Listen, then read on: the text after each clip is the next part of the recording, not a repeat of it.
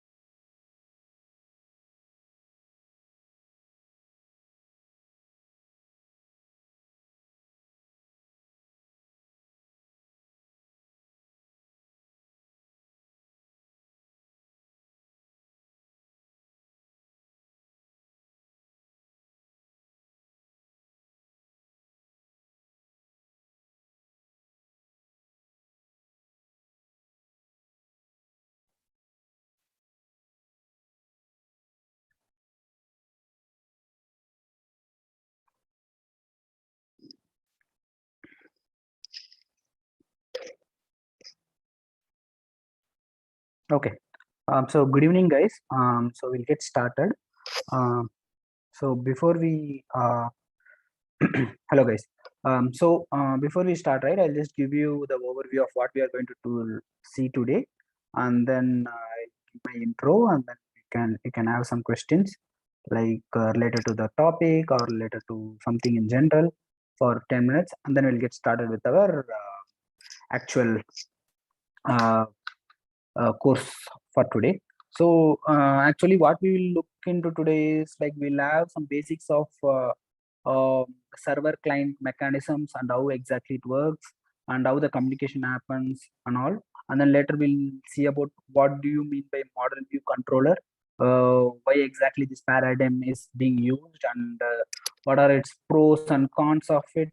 And then we will be discussing about our like the application which you guys would have developed in the past session, like some kind of a login application, and we see how can we uh, create our own models, and then the views, and then the controllers, and how they interact with each other, and basically some of the basic concepts of express, and how the routing works in express.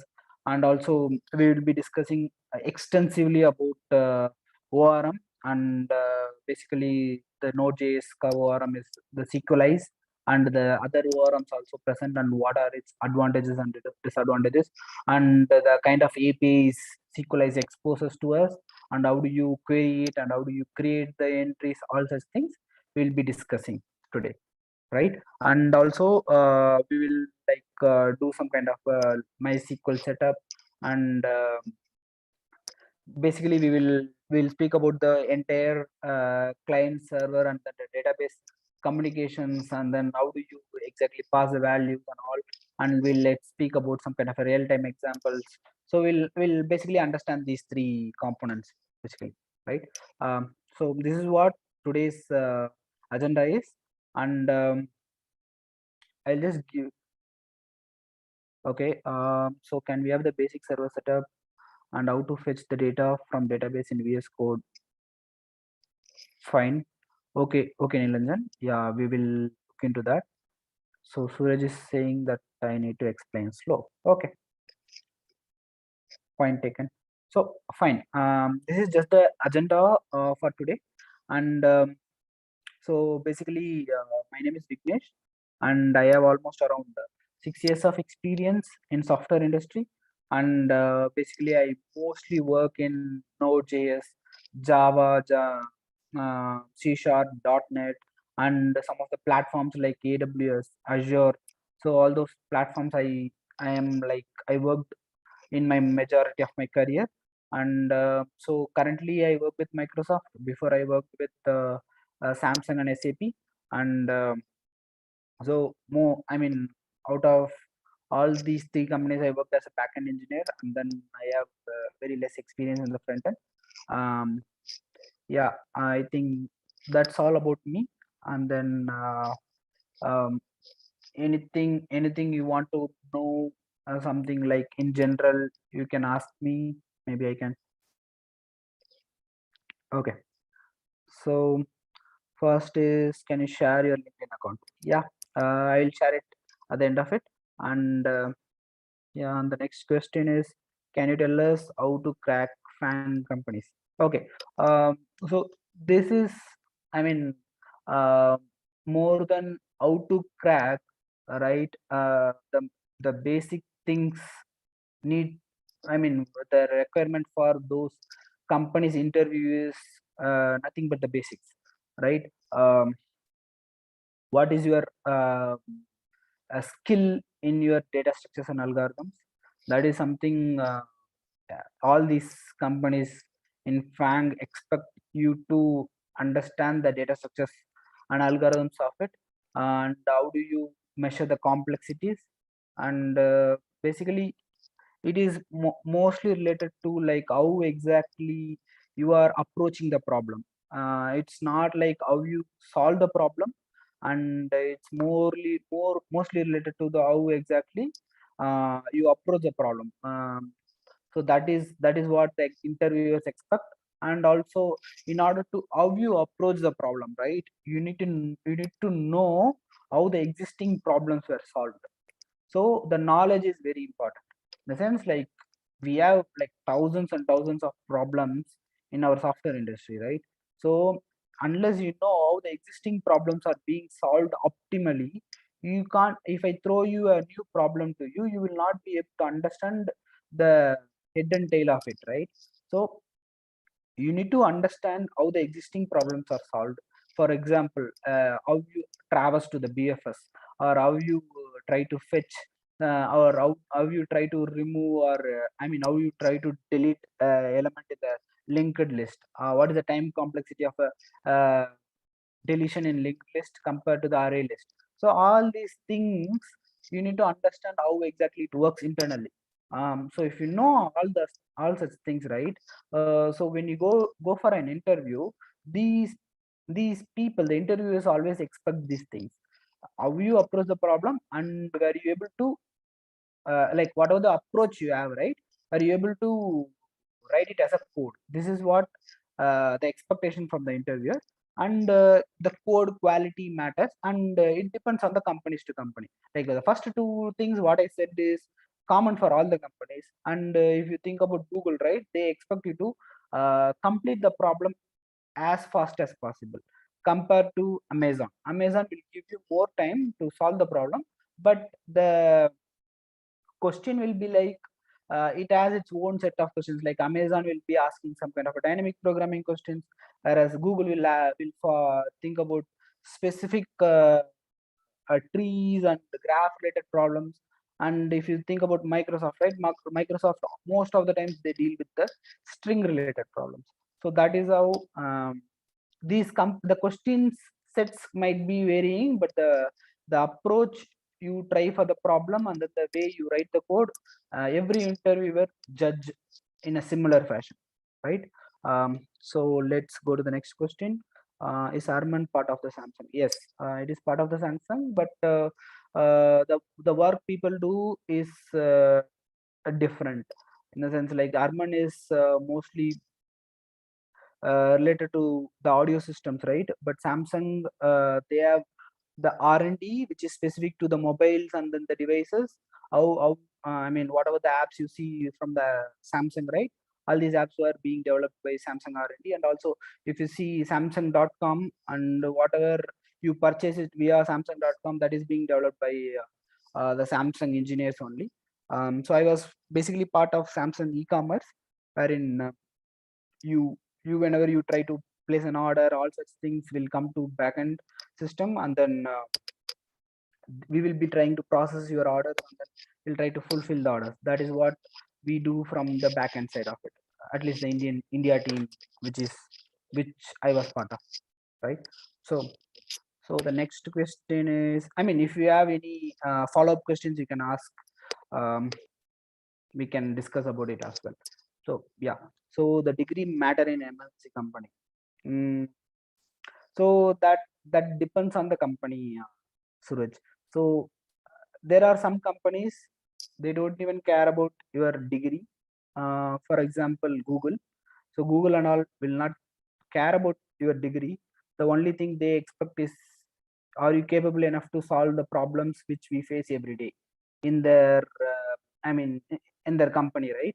So if you are capable enough to solve their problems, and you have very good knowledge in coding, and then you are able to create multiple applications, and you already hosted some applications in your I mean, as part of your personal projects, or even if you own some kind of an application which is being available in your Play Store or wherever it is, right?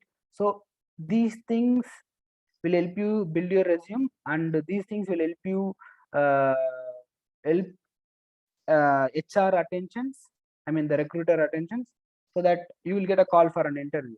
But actually, how you perform the interview, that also matters, right? It's not just about the degree. And there is one more company called Zoho. I mean, you might have heard of it. They don't care about the degree, what you have, or even like the people, even the SSLC, I mean the 10th standard students also can become an engineer there. So that much flexibility they have. Um, so it's, I mean, the end of the day, the skill, the knowledge is what matter than what you have in your college, right? That doesn't matter. But some companies, at least in India, still there are companies which expects you to complete the degree. I am not disagreeing with that point, but there are new companies coming, and all those companies are not looking for a degree, right? So let's concentrate on, I mean, whatever, whether you have a degree or you don't have a degree, you concentrate on your skill sets, concentrate on your knowledge, and you try to showcase your skills. You'll definitely get a better job, or you can become a multinational company, right? Fine. So the next question is related to what specific data structure we should focus the most. uh, I mean, so this is subjective, right, Ankit? The thing is, you can't just focus on few specific set of data structures, right? You should focus on most of the data structures and its use cases, right? Where to use linked list, where to use set, where to use array list, and where to use my map, or where to use the concurrent hash map. So all these all these data structures you need to understand, and you need to know its use case. So these are all the knowledges, but when you apply it, that's the place where you are trying to solve a problem applying this knowledge. That's a place where you understand exactly, okay, for this problem I have to use this kind of data structure, and this problem I have to use this kind of data structure. That kind of understanding you should gain. So it's not just about if I focus on LinkedIn, I mean, if I focus on linked list, I'll be able to crack the interview. That's not at all a case.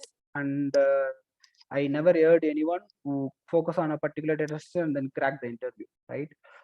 So you should focus on the basic set of data structures, right? And then you understand these data structures and then you go for the next step. It's not just about on the day one itself I wanted to crack Google. That is not going to work out, right? You have to crack a few small companies and few MNCs and a few popular companies, and then you go for a bigger companies, and then you will be able to crack it. But day one it will not work out. So you have to keep on working on your code and keep on understanding the data structures and then its algorithm and how exactly they were trying to solve the problem. That is very important, right? And to give a small set of data structures, right? You can any data structures, I would say you can start with a array list or a linked list, and on top of it you can like play with some kind of a string related manipulations. So such problems you can try to solve it, and after that you can think about the set and think about the maps, and I mean the dictionaries, and then you can proceed further with the trees are you traverse the trees and stuff like that, and later you can go for the graphs, right? The graphs might become more complicated, but yeah, the basic traversal of graphs and then some kind of a problems which is already being present as part of the graph, right? You can actually target those, and then you will, the basic understanding of graphs initial stage, but later you can dig deeper and understand the majority of the stuff, right? So that is one thing you can focus on. So the next question is, how can we use SQL database in our front end? Uh, so Amit, I like to understand. Uh,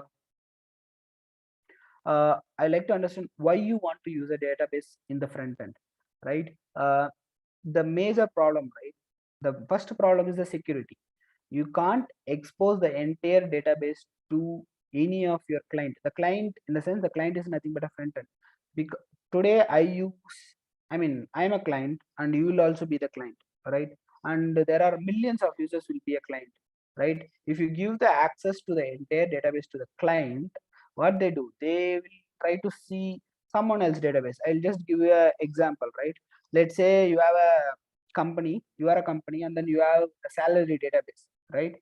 Which will maintain the employee details and it's in on their salary, right? You just that is stored in some kind of SQL DB. Let's understand like that. So if you just take it and give it to the clients, the client is nothing but each and every employee of that organization.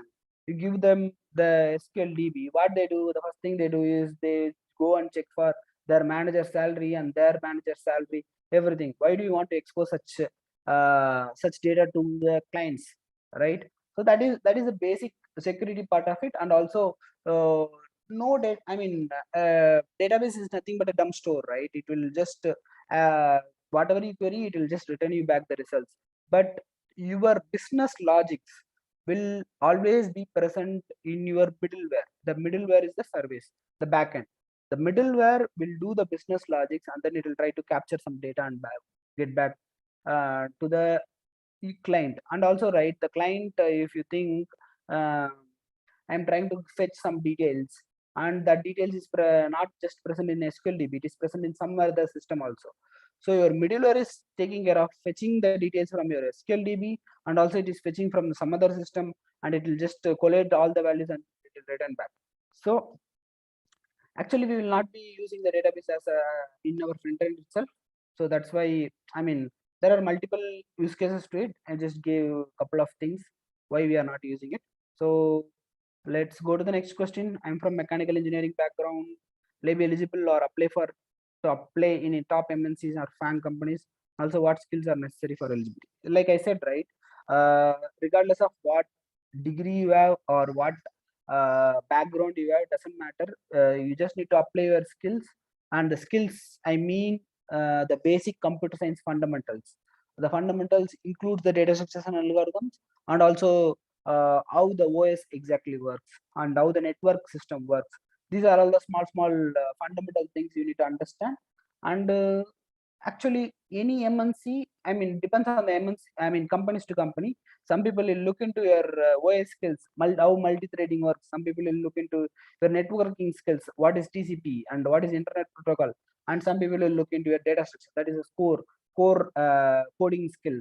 Like they will ask you something, and then you will they'll ask you some problem, you will try to solve the problem. So these are all the major chunks you will be, I mean, you will be tested at. And also there are some companies, they will be like just testing your particular specific language skills. Let's say you are from, I mean, you claim that you are a Java developer, then they will test you on the Java skills, like Java skills in the sense what kind of framework you use, how exactly you develop your application. If it is a Node.js, they test you on the Node.js side or the JavaScript side, right? Okay.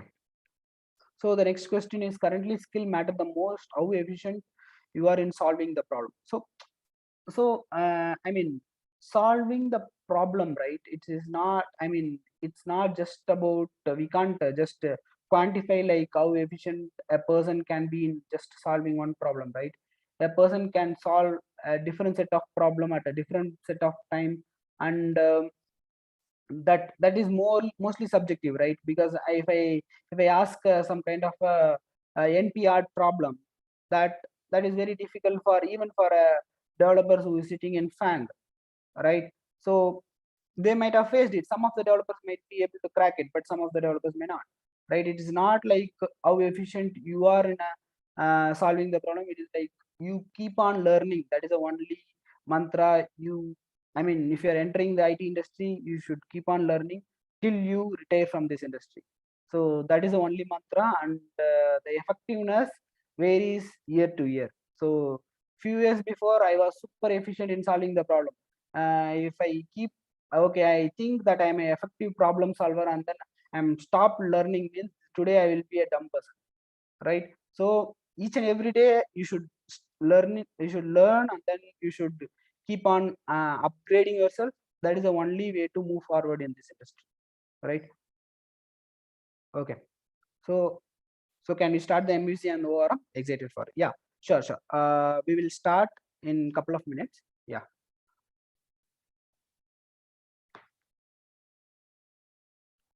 Sure. So one more question, I'll just answer it and then we will start. Okay. What is the role of node developer apart from the REST API creation? Okay. So I'll just give an example, right? Parag, Samsung e-commerce was developed entirely using Node.js. When I say e-commerce, the entire backend was developed using Node.js.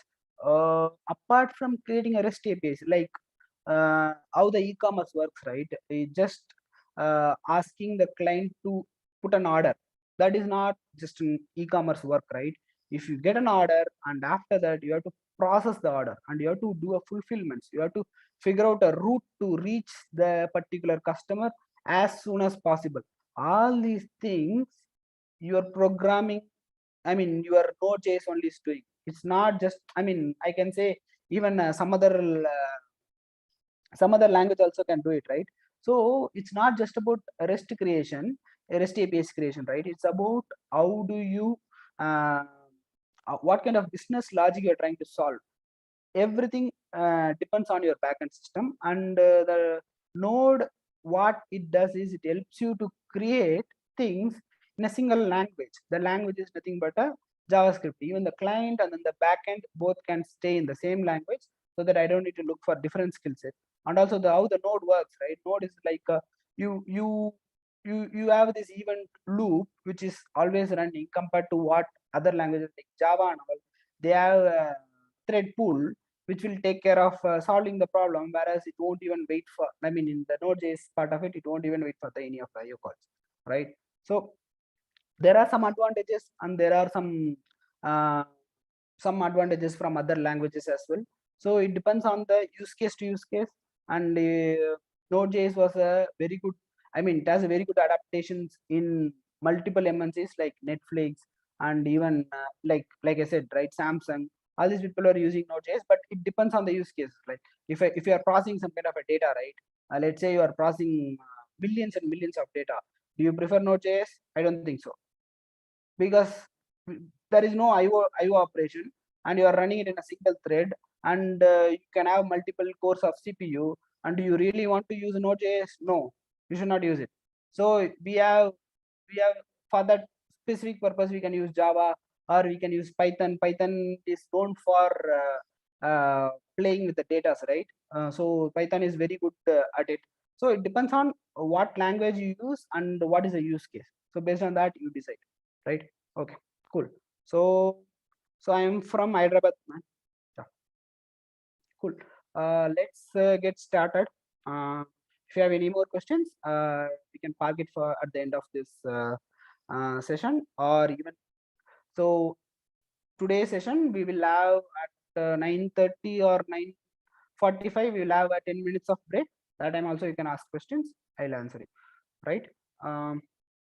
Okay. So let's start with a simple client server application.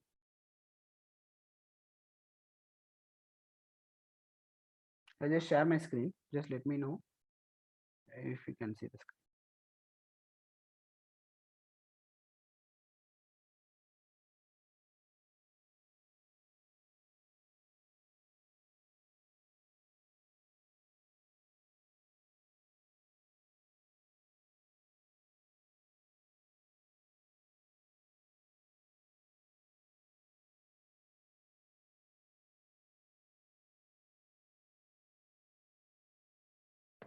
Okay.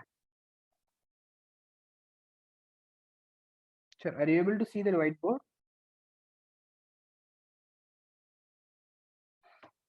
Sure. Cool.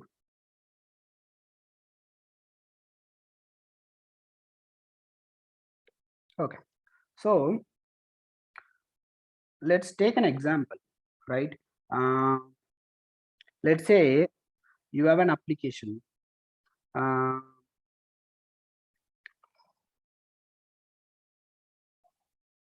So let's say I have a mobile, right? And then I have a desktop, right? So I have an application called, let's say, not Gmail. Let's consider some simpler application, right? Let's assume Amazon.com, right? Okay, Amazon. Okay, let me. This one is fine, right? Black. Okay, so I'll just clear it. So what I'm saying is, we have a mobile and we have a desktop, right? So what I'm saying is, from your mobile you are trying to access your Amazon.com, right? I mean, let's say you have your own app, and then you try to access it, right? So what happens? How exactly your application works, right? So from your mobile, let's say you open Amazon. So what happens is the it will load your home screen, right? So it will load your home screen. So in order to load your home screen, it requires few things. One is the UI components, right? So what do I mean by UI components? UI components are like, let's say, a button, maybe a drop down, right? So these components are required, and also we need something like, in your home page, what all things you will be seeing it. So you will see, let's say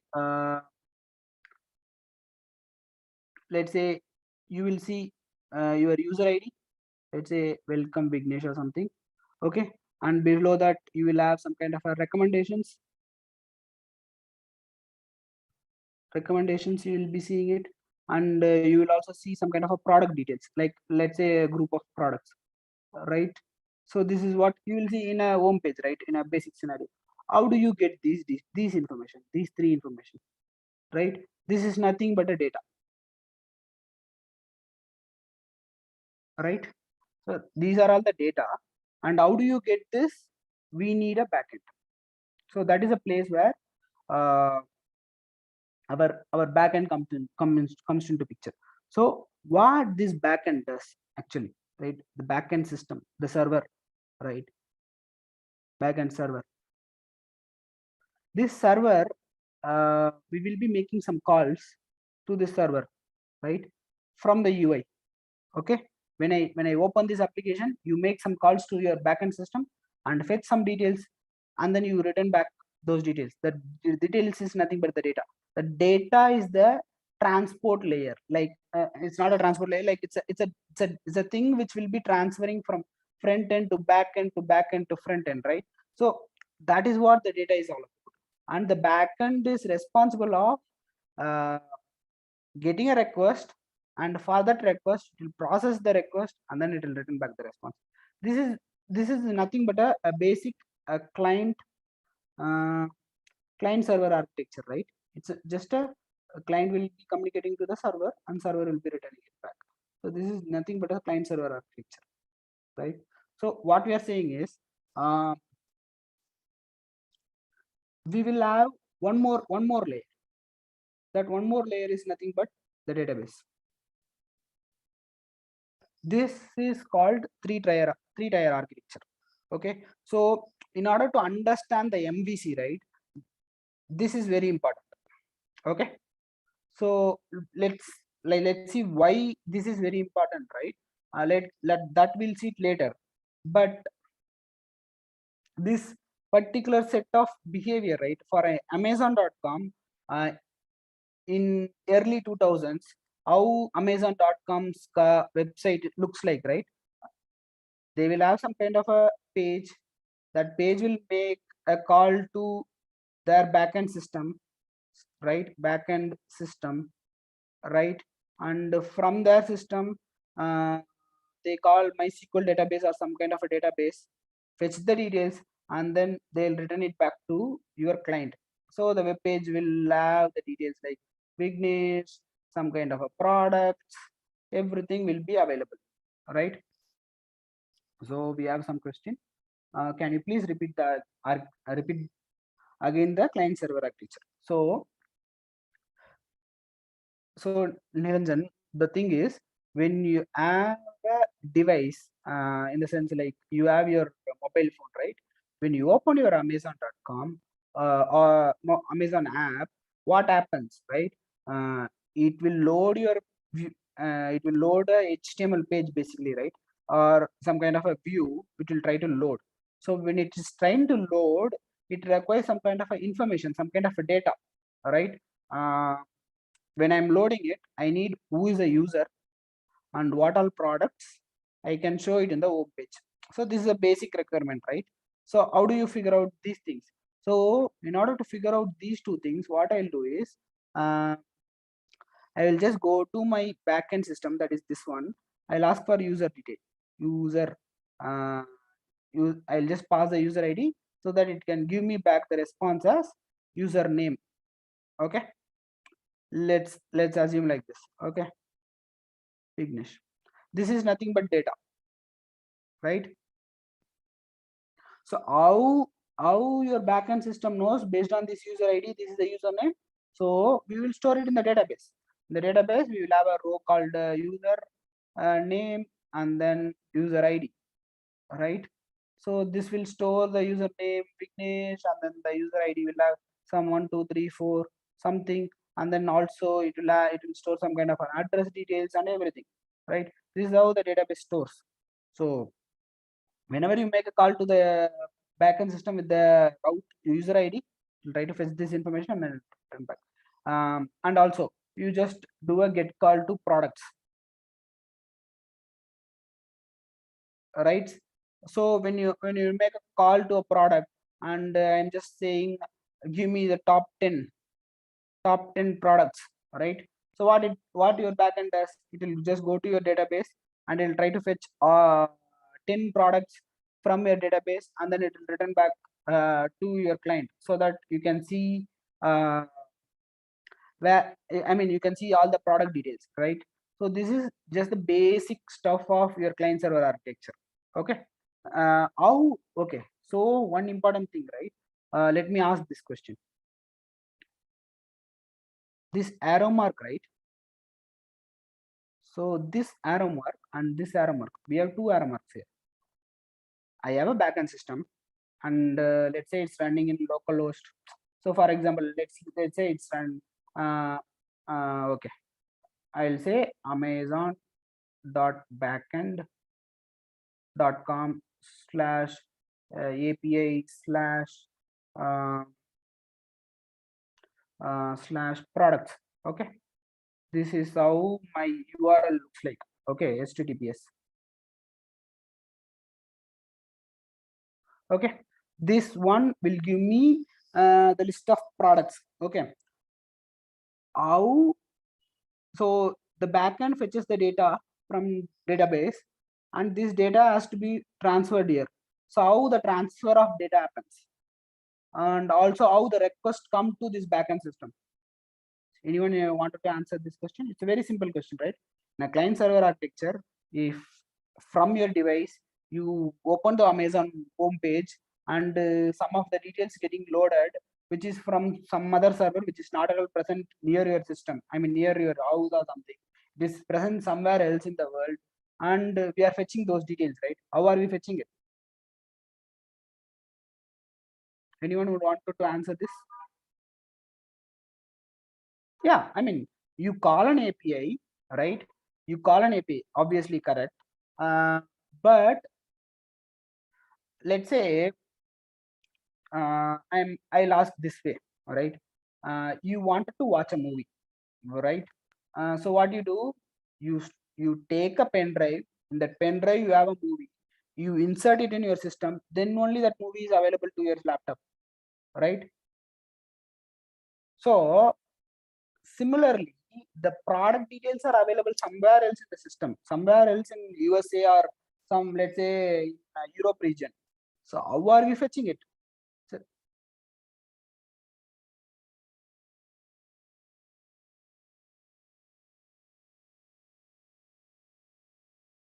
yeah, right. So the network layer we speak for this client server architecture is the internet protocol, right? So how we do that? So the client should be connected to an internet,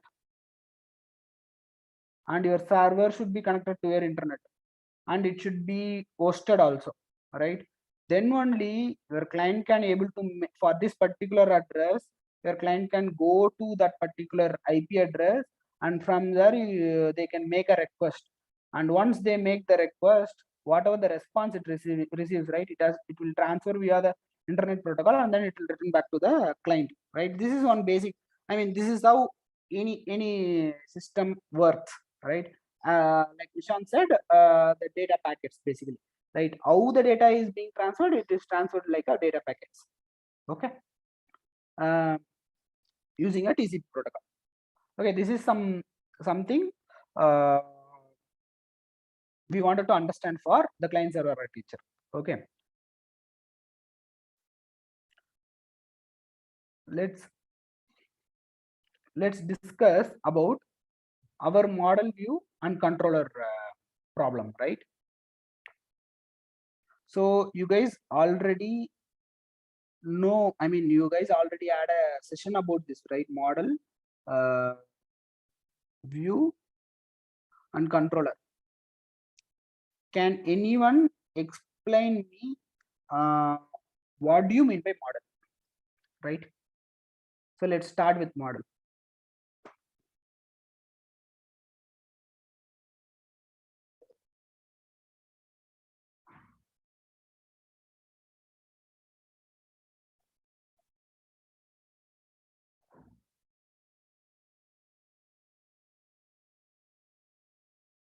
Model interact with DB, right? In a way, yes, correct. But any other answers?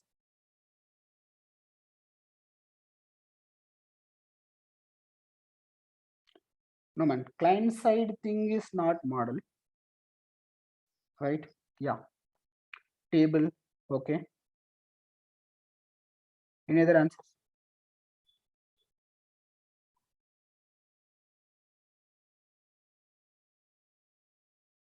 Perfect.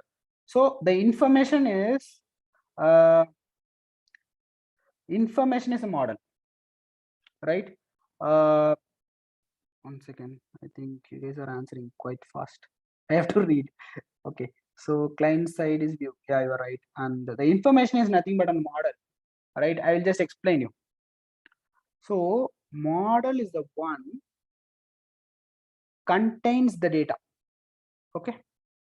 The data here is nothing but let's say in the e-commerce example, right?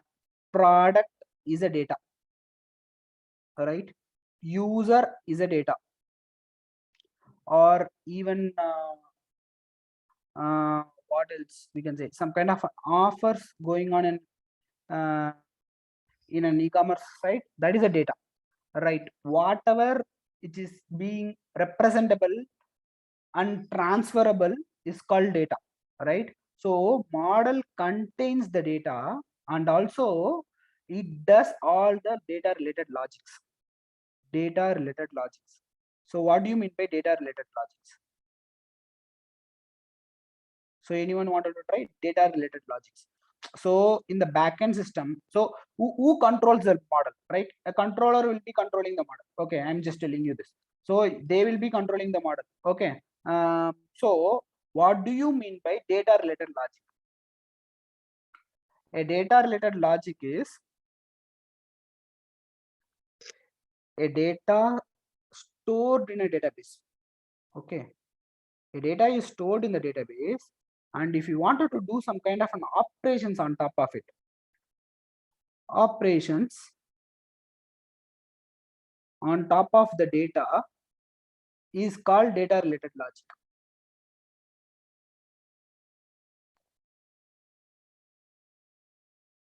Right? So for this particular data, you wanted to do kind of an operations. Like, what do you mean by operations, right? Let's say I want to query top 10 items from product. That is one operation, right? And I wanted to say insert this product into my database. That is an operation. And I will say delete this particular product from my database. That is an operation, right? All these operations can be, all those logics, right, can be considered as your model, right? So I mean, you guys were able to understand what is a model. So model will contain a data, and it will also perform a data related logics. So what do you mean by data related logics? It will just perform an operations on top of your data. So operations, I mean, you do wanted to get some items or delete some items, or like you wanted to form some kind of a complex query, right? Let's say you find some items from here, you find some items from there, you just combine these two, and so there is one question. Operation is performed by model or controller. So this is where the line between controller and the model comes into picture, right? So what controller does is, controller will perform business related logics. Business related logics.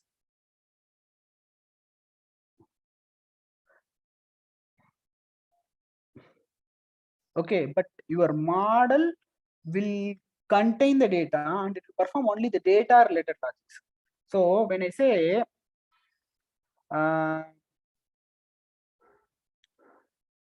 product dot find one, okay, so I'm just telling the name. So what do you mean by this? So I'm just saying, from this product you take one item and then give it to me. So this a controller can do, but find one is a method. That method has to be present as part of the model, right? So find one is the query querying part, that operation that has to be present as part of the model to say, okay, this is the operation I need to do for this method. Like if I say find one, I will have a model. That model is nothing but a product. What I'll do is I'll create a query, right? I'll create a query, and then that query will be sent to database, and that database will send me back the response. So this model will be holding. A controller will be playing around with different models, and also it like each and every controller will have its own business logics to perform. That is what a controller will do. So we'll speak about the controller later, right? So you guys were able to understand what is a model, right? So this is very basic. I mean, this is very important topic in the sense, like, if you don't understand this part, the entire applications, whatever we are going to develop after this, everything depends on this. This is a basic layering architecture, right? If you don't understand this, then it becomes more and more difficult for you in the later sessions, right? So you understand what is a model, right? Let's move on to the next item. So let's say a view. So what do you mean by view? I think someone already answered it. So can you guys answer it again? What do you mean by a view? UI, what we see, perfect. Anyone else?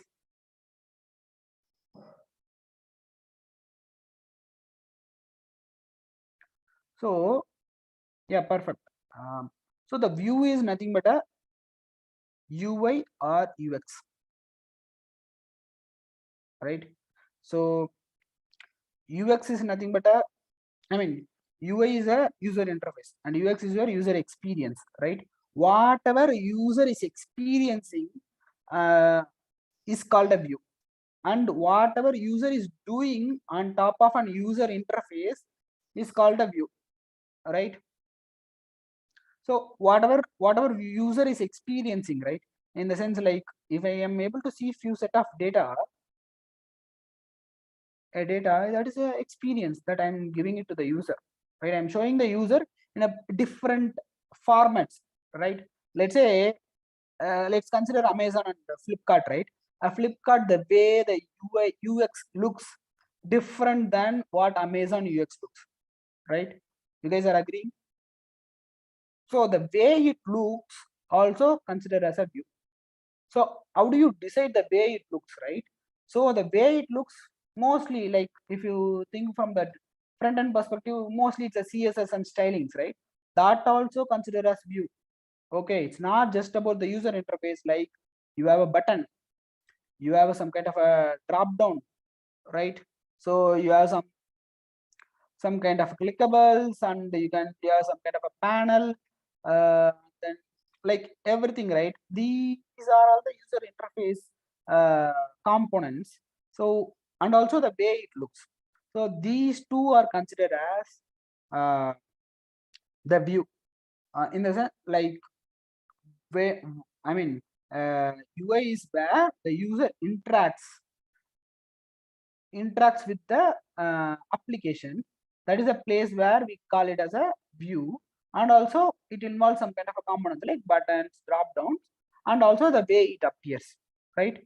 You guys understand what is a model? Model is nothing but a data and data related logic, and view is nothing but the UI and the UX of it, the way it looks, and then the interfaces it provides, basically the buttons and then the panels, everything what we see, basically that is what the view is.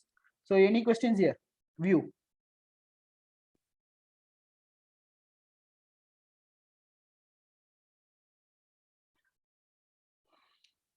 Let's move on to the controller part, right? Controller is the one which plays with these two people. So controller is a top level layer which gives data to view, and view asks for data. Okay, ask for data and it gives the data, and model is the one which contains the data. So controller will go ask for data and model gives the data, right? So model is the one contains the data and it provides some kind of a methods to expose it, right? This is what the controller is. Controller will do the data transfers between view and model.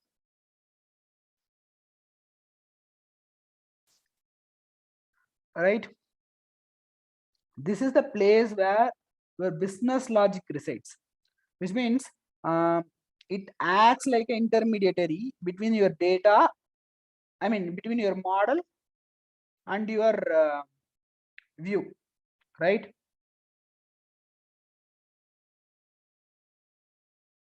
So any questions here? So what was the question? So APIs do the controller part, right? Yes. So in a client server architecture, I mean the 3-tier architecture, which we discussed, APIs will do the controller part, and the client is nothing but the view, and database is nothing but your data, and basically your data and its data related logics. Perfect. Yeah, Nisha. So view is the client side part, and then the model is the data side, database side, right?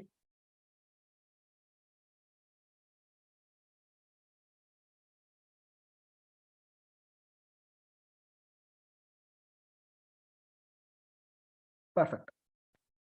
So let's discuss one thing, right?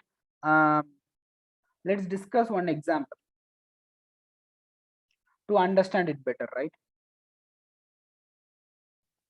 Let's say we have a car. This analysis you figure out, I mean, maybe you might have heard it already, but let's say we have a car, right? I want you to figure out what is a model here, what is a view here, and what is a controller here. You might have had in your previous session also, I'm not sure, but just give it a try. You have a car, right? Don't think in terms of software side, right? Think you have a car. What can be your user interface or the UX, and what can be the data, and what can be the controller? Who controls the car? So you tell me who controls the car. Don't say it's a driver, right? So perfect. It's an engine, right? Basically the engine and its other functions,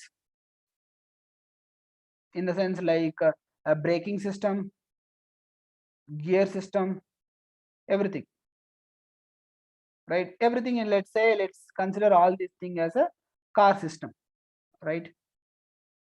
Car engine system, and you can call it like that.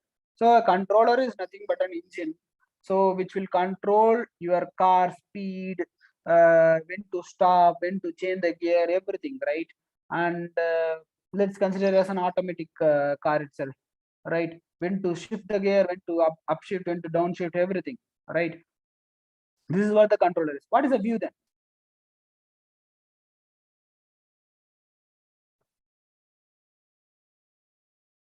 Basically I mean, you are a user for the car. So what you do, so you are a user. So user interacts with the client. So let's speak about the previous 3-tier architecture. User interacts with the client, and the client interacts with the server, and the server interacts with the data, and it goes back, and user is viewing it, basically viewing it, and based on what data he receives, he will decide on what button to press, what button not to press. Okay, so user is nothing but a driver. Okay, so what do you mean by the client? That is a view, right? What do you mean by the client here? So I can see some answers. One second, I'll just Okay, the outer frame and the inner design is equal to view. So outer frame and inner designs, if you consider as view, how do I interact?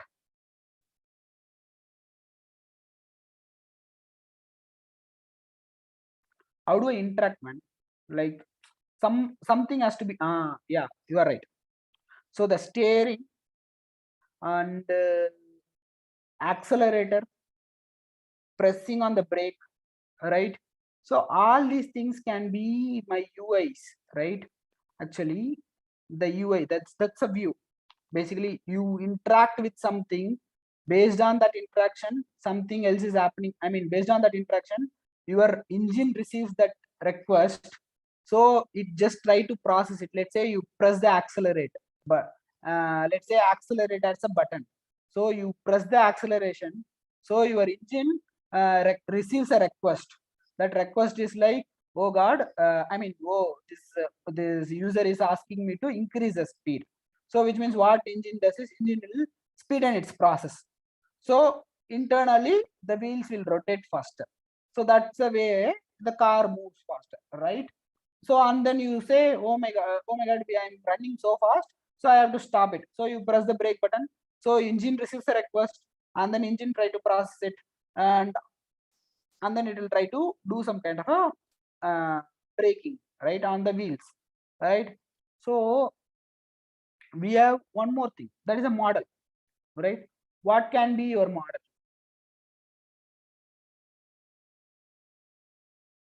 So model is nothing but the data. Let's see in the more mechanical terms, right?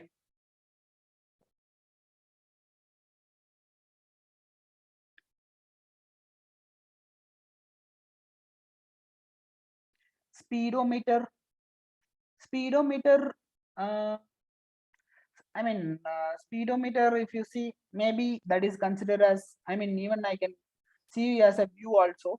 uh, so yeah, data is nothing but a fuel. You agree?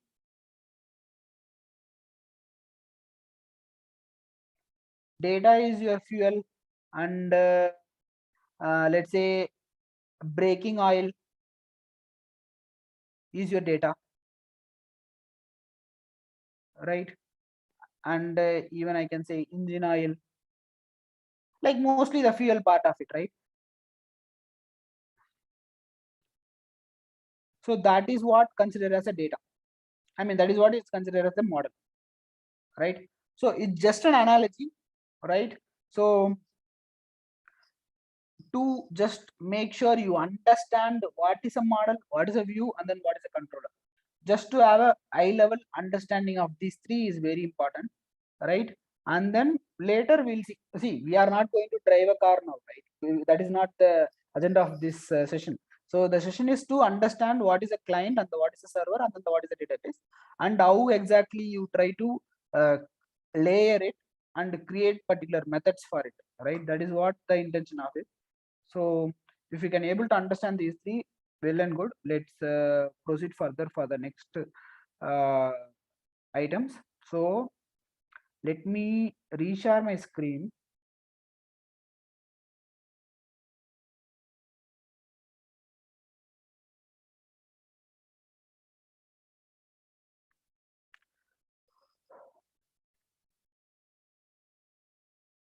So currently what we discussed is, we discussed everything theoretically, right?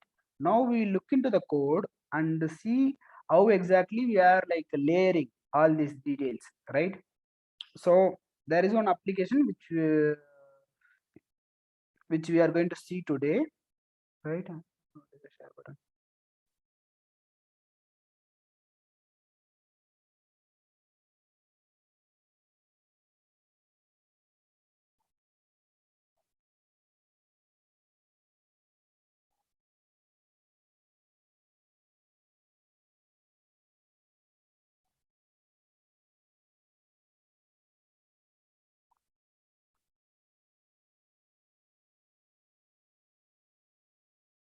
So were you guys able to see my screen?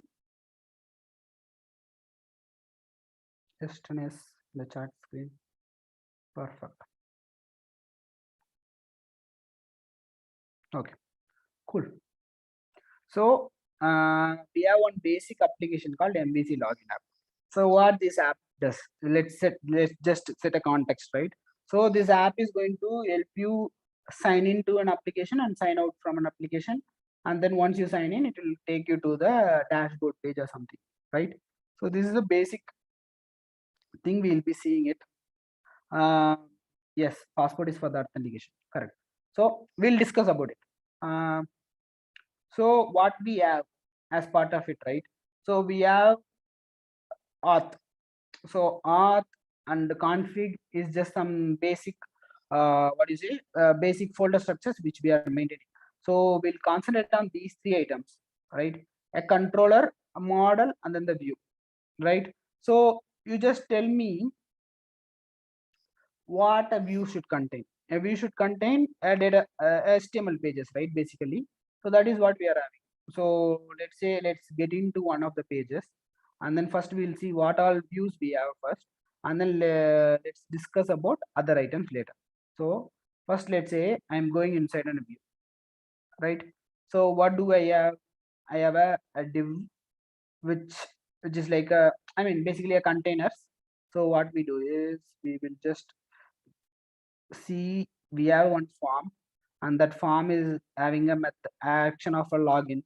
So this form will take a couple of items, that is the email ID and then your password, right? Once you give these items and then once you click on the submit button, it will take you to the uh, login API with these two information, right? That is what this particular HTML page is telling. So here login.ejs is there. EJS is your embedded JavaScript. Okay. So we have this information as a view, and then for this I am saying an action called /login, where that login will present. Anyone?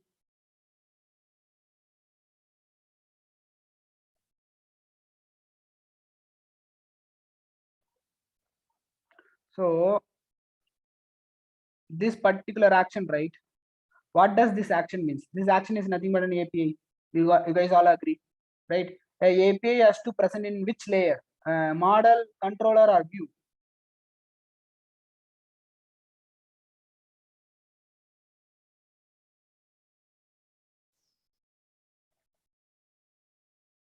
So could you show it in the browser? Yes, I'll show it. I'll show it. Just the see, the purpose of this is like just we'll understand the code first, and then once we understand the code, then when we see it in the browser, we'll understand its flow, right? That's why I'm just concentrating on the code, right? So Nishant is saying view. No, right? The API should be your controller, right? Why it should be a view? View should be your user interface and then the UX. That is what it is, right? This is your user interface. This is what a user will see. The user will not see action like a API. What an API is going to do, right? So it should be a controller.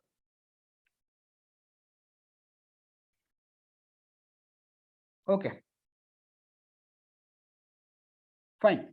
So so what you guys are saying is we don't know HTML, all right? So see what I mean.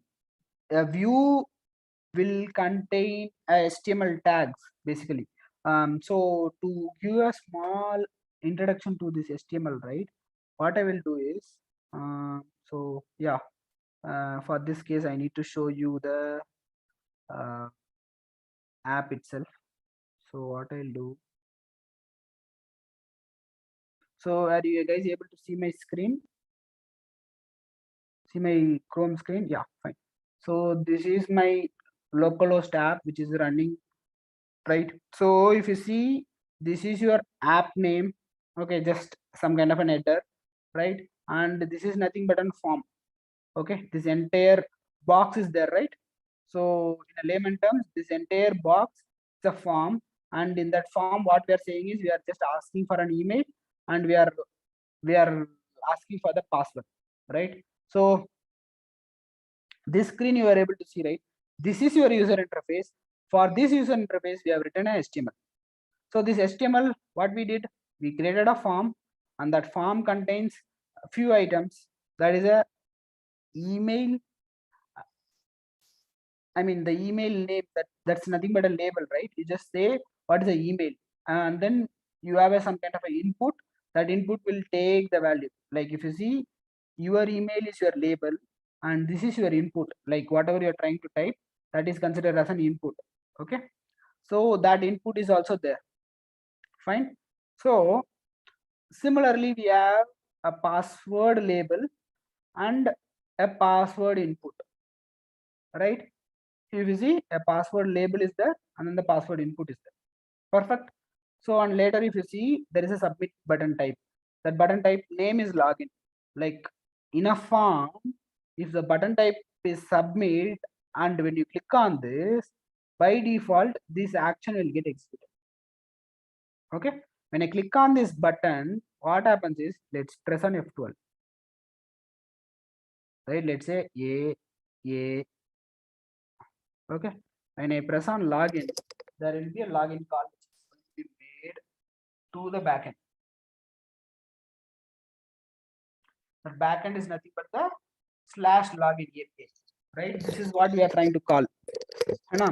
So this is what it is going to do, and then we'll see the response. Okay, sorry, I think we are not calling the right APIs. Where is my API?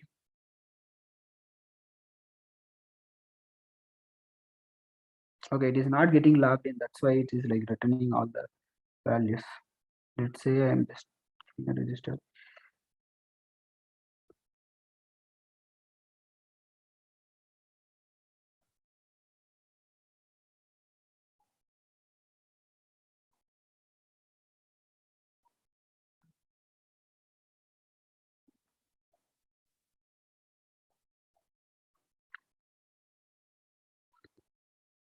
So this is what your register data is, and what it happens is, it will try to call this controller. So where do you maintain this controller? We will maintain inside this controller, right?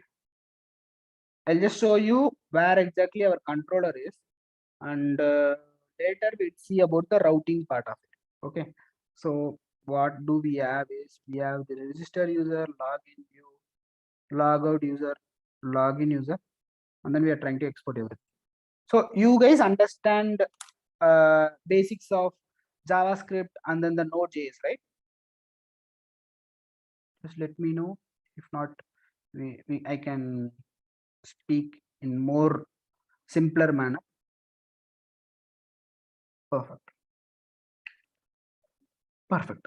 Cool. That is fine.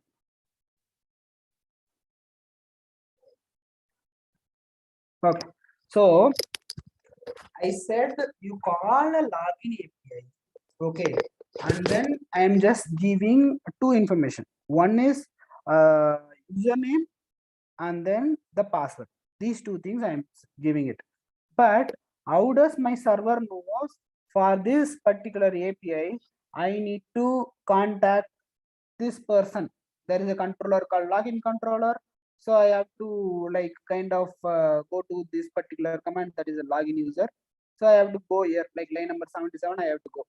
So how do I decide, right? So we have something called a routing logic.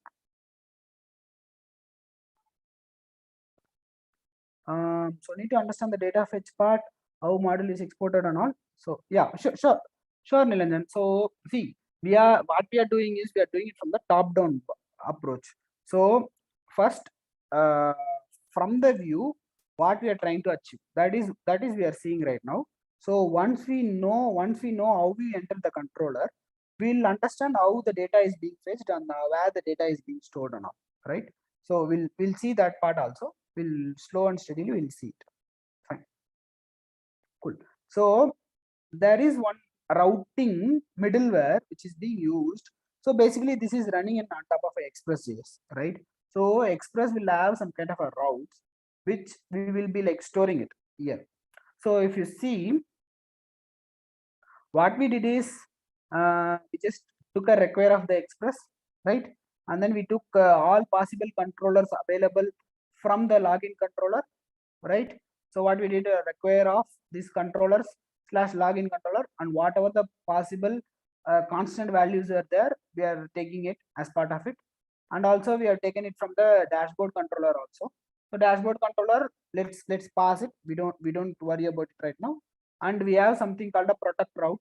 A protect route is nothing but it is being used for a passport purpose. So we will discuss about it later.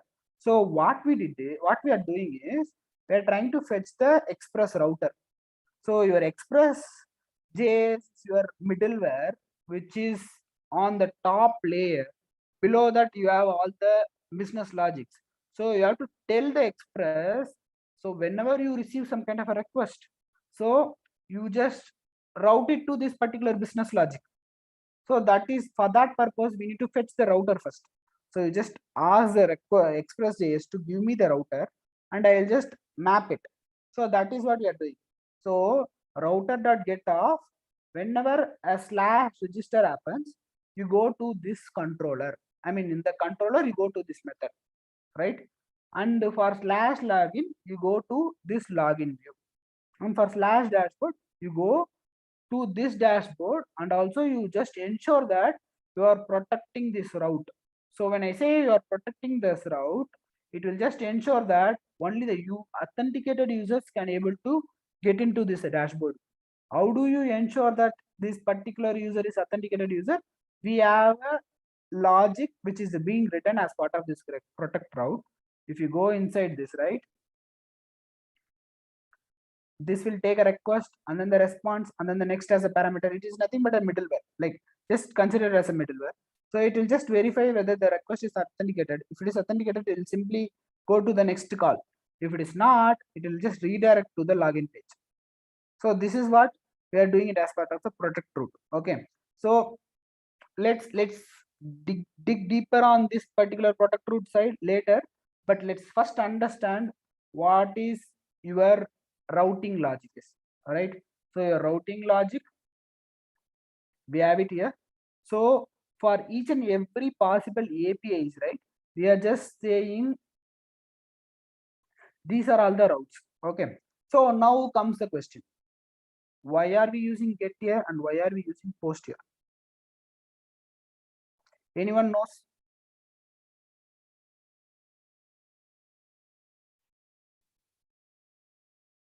Oh, you guys are not able to see my screen?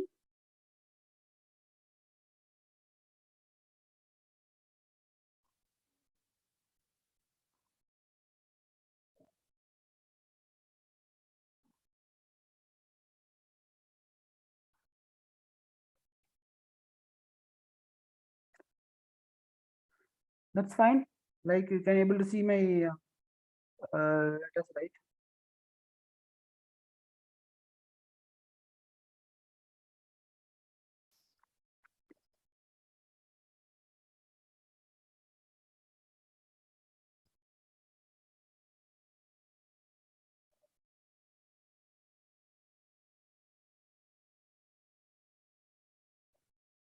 Perfect. So get is for the fetch and then the post is for the send, right? So perfect. This is, I mean, post is for your updates, or like you can use it for your creation purpose, right? So before we get into that, right, I will just tell you what all the possible HTTP verbs are available, right? Anyone knows what all possible HTTP verbs? I mean, what I mean by verbs is when you make a request from client to server, right? You send it via a HTTP protocol, right? HTTP or HTTPS protocol, right?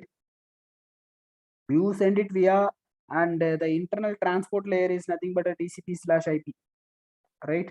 So, but we don't worry about what this TCP/IP is doing and how the data is being transferred. We worry about this protocol, HTTP protocol, right? What all possible verbs are available? Like when you make a API call, when I say login, right? There are different possible HTTP verbs, right? What are possible HTTP verbs we have? Perfect, right? Yeah.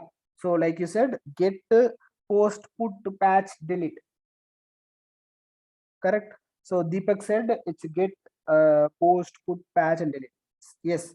So we have these kind of HTTP verbs are available. So a get, I mean, you can ask me this question, like in a get call, uh, let's say I'm doing a slash login get. Okay, this is nothing but a get call. So I received this login request in the backend.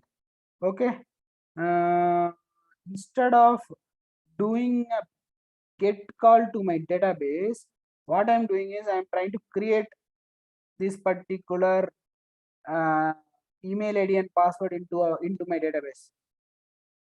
Okay, okay, let's assume this, right? So in this case, any one of you tell me, will that work?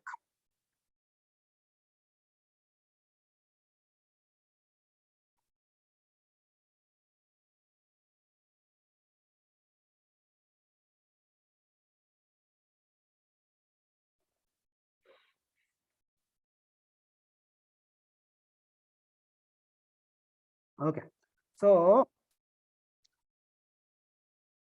I do a get call to login, but what my backend system is doing is, instead of doing a get to fetch the details, what it is trying to do is it is trying to create that particular username and password in my database, right? So will that work? So what you guys are saying is, what Bharat is saying is, it will not work with get require post. And anyone else? Anyone else? So you guys are saying it will not. Okay. So you are saying it will work. So anyone else? Anyone else? One person is saying yes, it will work, and one person is saying it will not work. Right? Anyone else? Can anyone else try?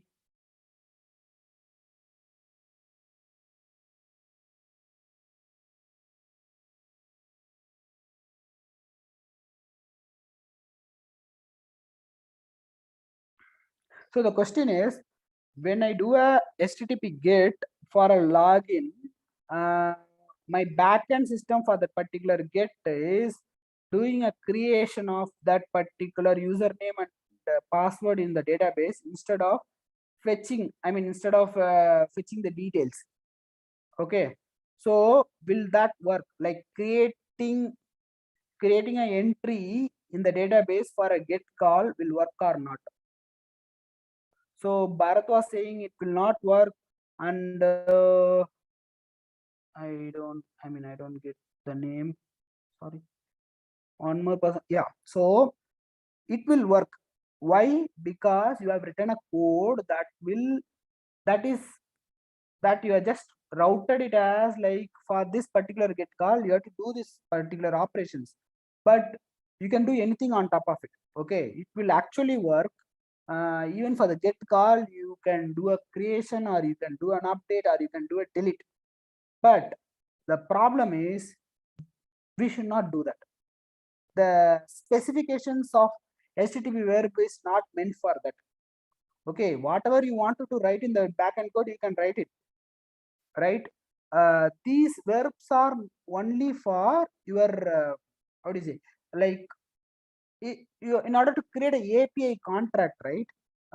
So that's the purpose of creating these verbs. So when I say API contract, for a get call, I will do only this. For a put call, I will do a creation. For a post call, I will do an update.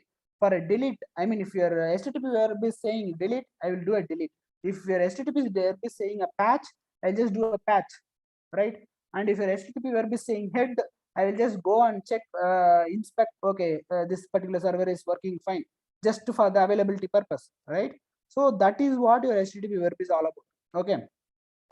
So this is the basic concept that does, I mean, that has no relevance here, but just just for your understanding, what we are doing is for a particular router get method, if a get method for this particular API comes in, you go to this view, and for a get method for this particular API is coming, you go to this view. Okay, I mean, you basically go to this method. This method will resolve the resolve the problem. Okay, that is what we are saying. Okay, basically we are just saying the callbacks. So if this is the one, you go to this. If this is the one, you go to this. This is what we are doing it as part of the routers, right? So and then we just exported the router, and that will be used in the index.js. Okay, so basically you run your application using this index.js. Okay, everyone with me, right? The purpose of the router is to just to point the right controller for all the APIs. Like whatever the API comes to you, your backend server, you have to point the right set of values for the right set of controllers. That is what we will be doing. Okay.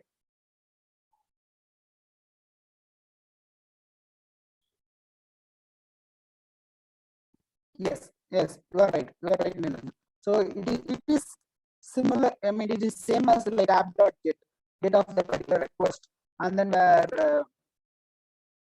where you the response. No. The response is nothing but what I'm saying is the response is, let me open the page again. So if you can see that it's not a response, right? Hello, you guys are able to hear me?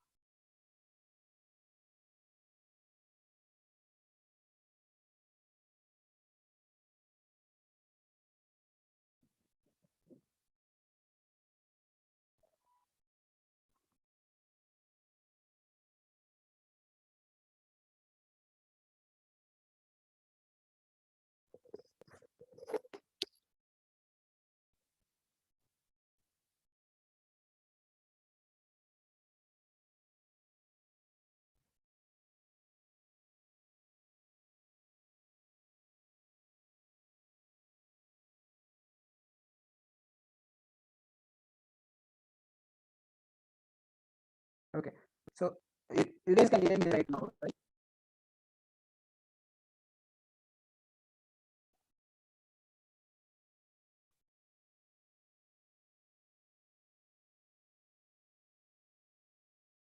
Hello.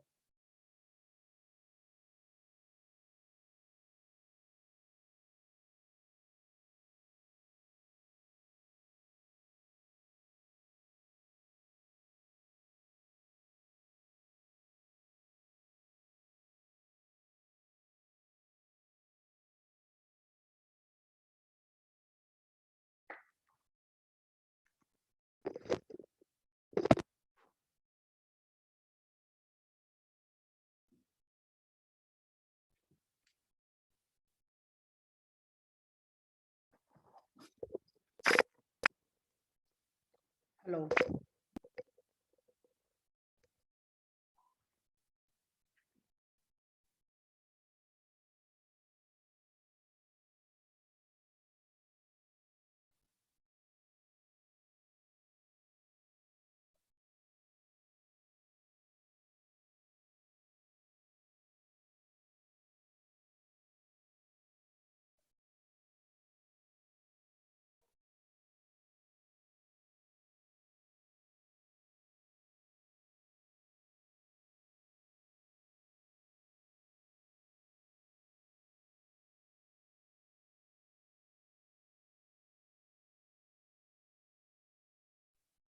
Hello guys, can you hear me now? Perfect. So I think there was some network issue. So I just stopped my video. I just stopped my video just to ensure that my voice is not breaking. So I'll just share my screen. So what we were discussing is, right, some questions from the chat. right? We were discussing about some questions in the chat. So let's go to the questions.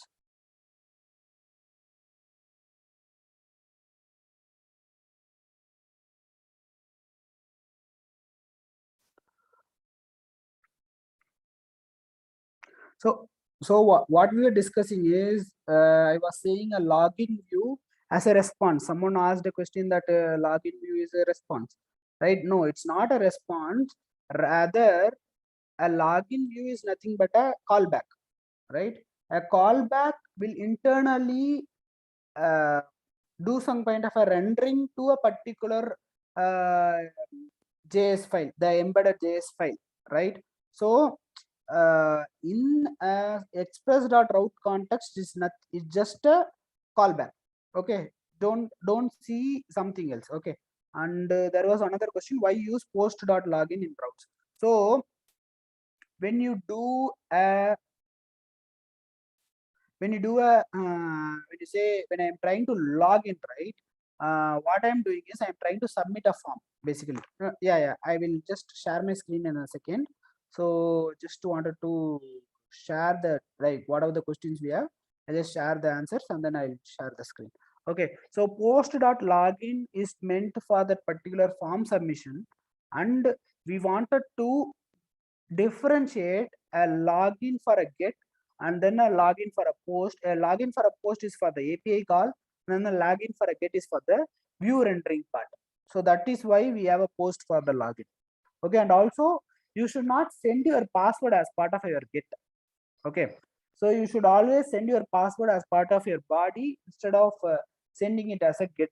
Get, you will always have a request parameters, whereas your post will always have a request body,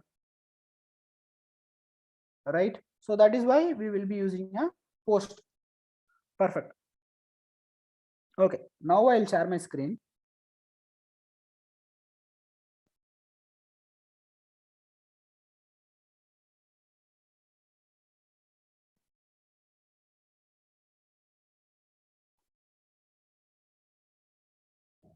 Let's quickly discuss about this route, and then we'll let's quickly discuss about this route, and we will take a 10 minutes of break, and then we'll come back and we'll discuss about the ORM. Okay, ORM is very, very important topic to be discussed. So you guys are able to see my screen right now?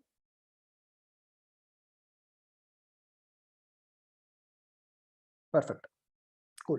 So what we were discussing is, we created a route. Now we understand, for a particular request, for a particular slash login API, we receive the request to Express. So Express receive, any request will come to your Express.js, right? The Express receives your request, and it will try to see what is your API path. Basically, it will see the API path is nothing but a slash login or something, and the API verb is your post method or a get method. So what it does is, it will go to its router and check whether there is a mapping available. Okay, that is what your Express will do. Your Express job is to figure out whether any mapping is available for this particular route, and if exists, just call this callback, right? Just tell, okay, you go to this particular callback, they will give you a response, and once I receive the response, I will return it back. Okay, that is what your Express will do. It will not do anything more than that.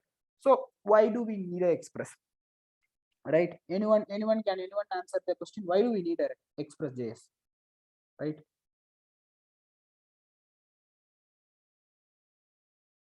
So basically, why do you need some kind of a frameworks or a libraries for your application development?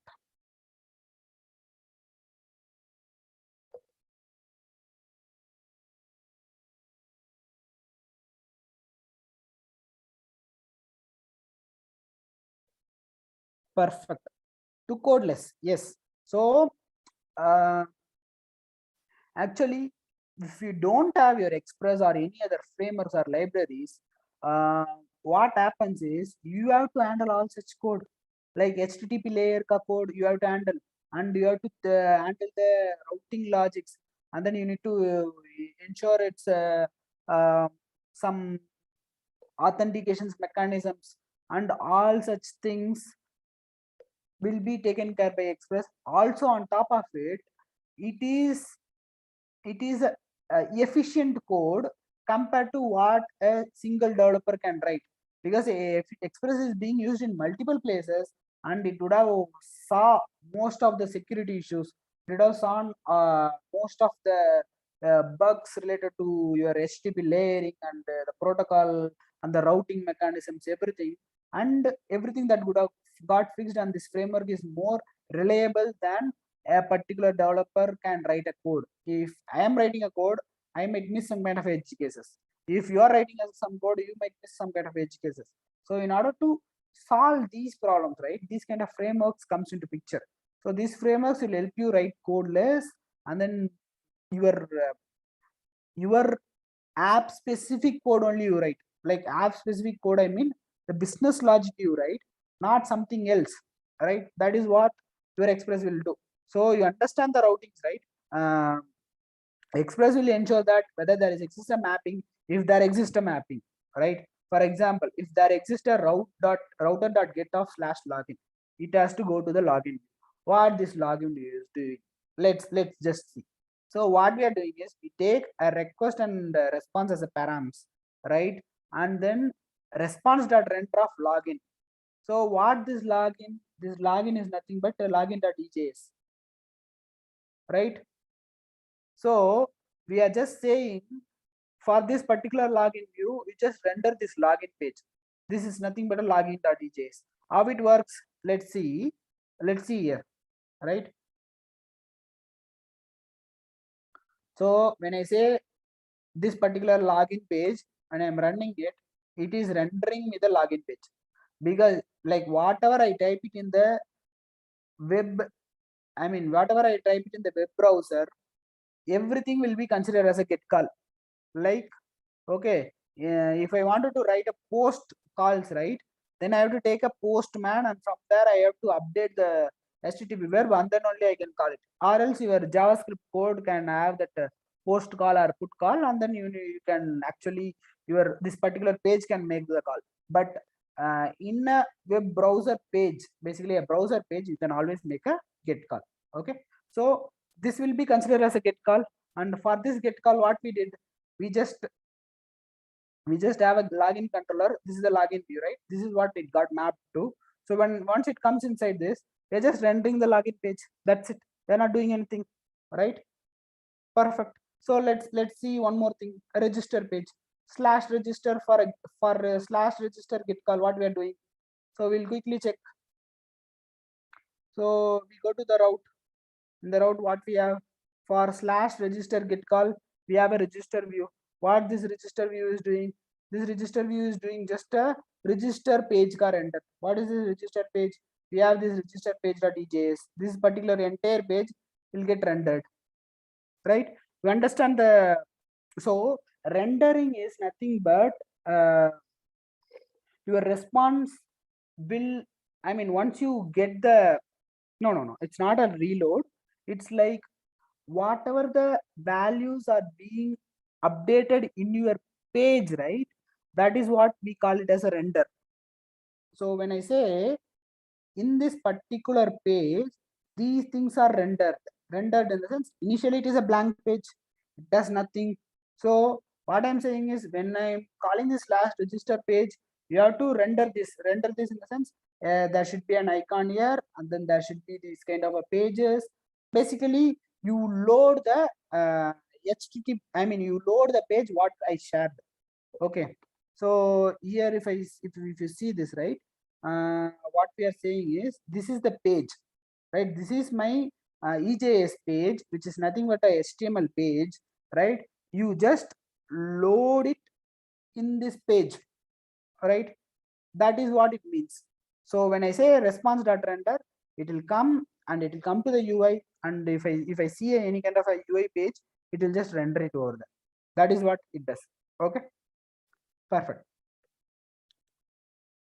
Let's so we understand the get calls, right? Let's understand this call.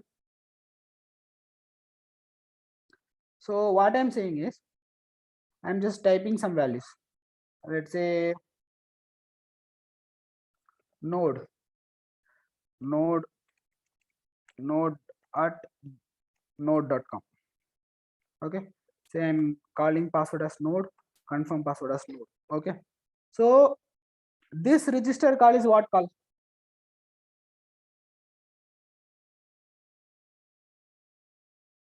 So just perfect, it's a API post call. So when I click on this register, there should be a handler, right? So let's first go and see whether do we have any kind of handler available.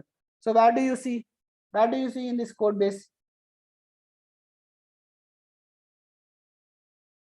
Where do we maintain the routes?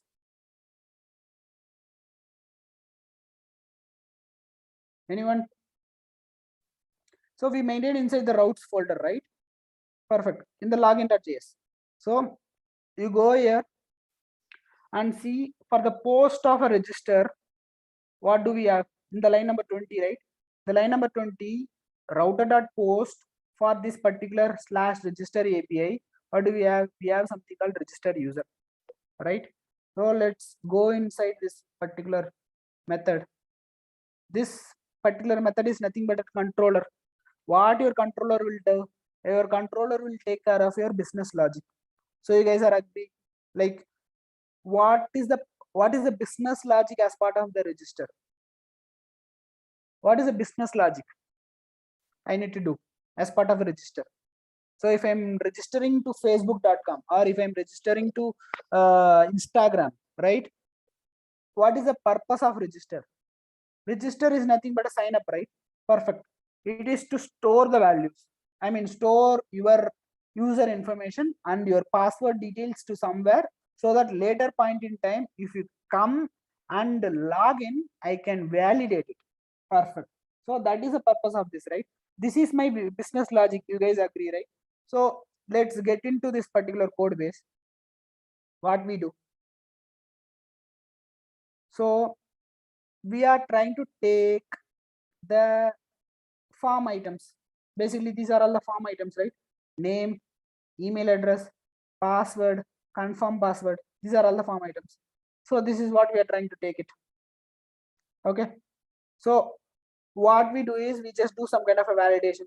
If it is empty, we just say it's the fields are empty, and then we have to do some kind of pass validation, like this password value and this confirm password value should be same, right? The same thing has to be happening here. Like we just do some kind of validation. So once all the validations are done, what I'm doing is, so Likit is saying we need to use meta and actually yes. So see, the point is not like see, if we are using an ant also, we have to throw an exception, like throw a error stating that this field is not empty and this field is empty, something like that, right? So the purpose of this validation is to just to ensure that your code, I mean, you are typing something, that is what if you see from the user perspective, or you see from the real world perspective, of course you have to use some kind of and, but here we just do some kind of validation. Just assume that you are doing some kind of validations, right? That is more than enough. Okay.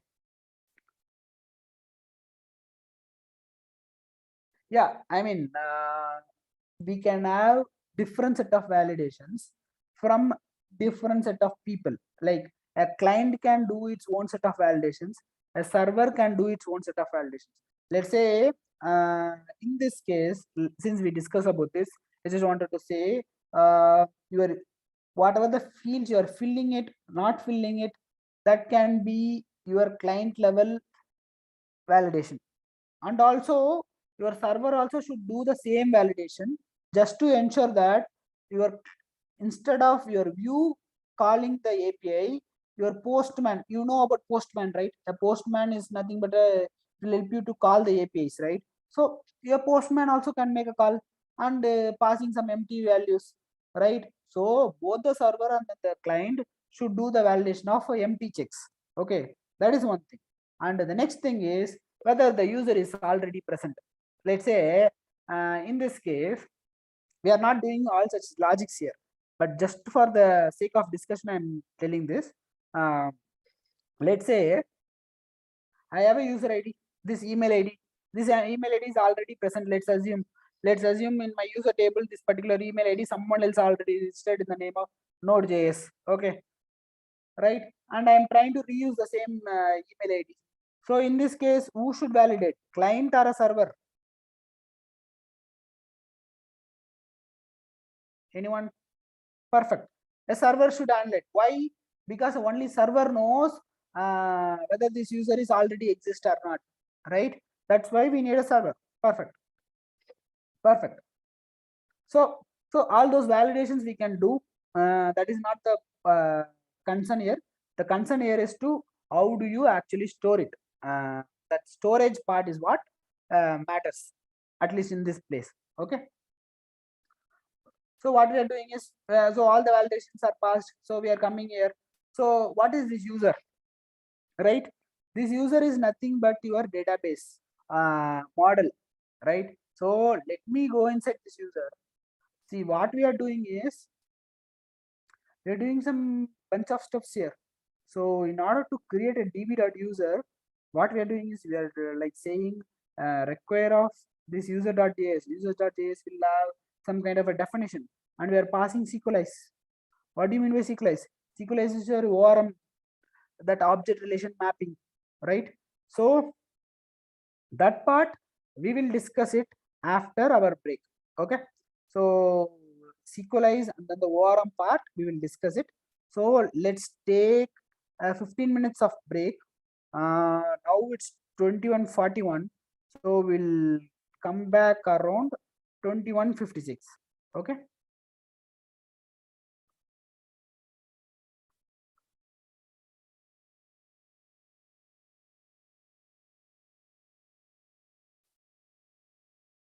Sure, sure. I'll share the GitHub link. Give me a second. I'll just share it. Okay.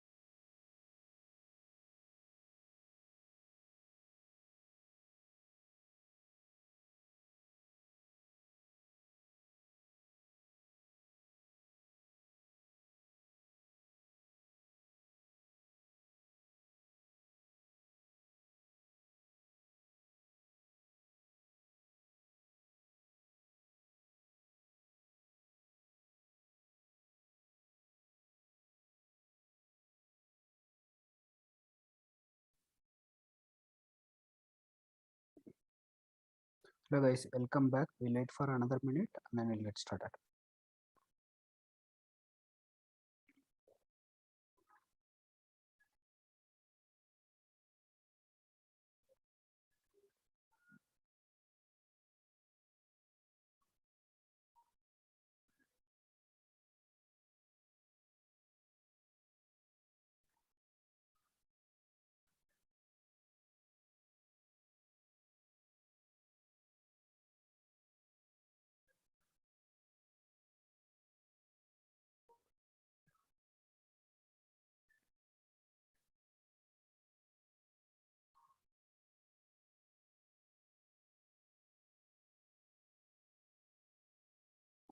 Okay guys, you guys are able to hear me, right? Just run as the chat screen so that we can start. And also you can see my screen, right?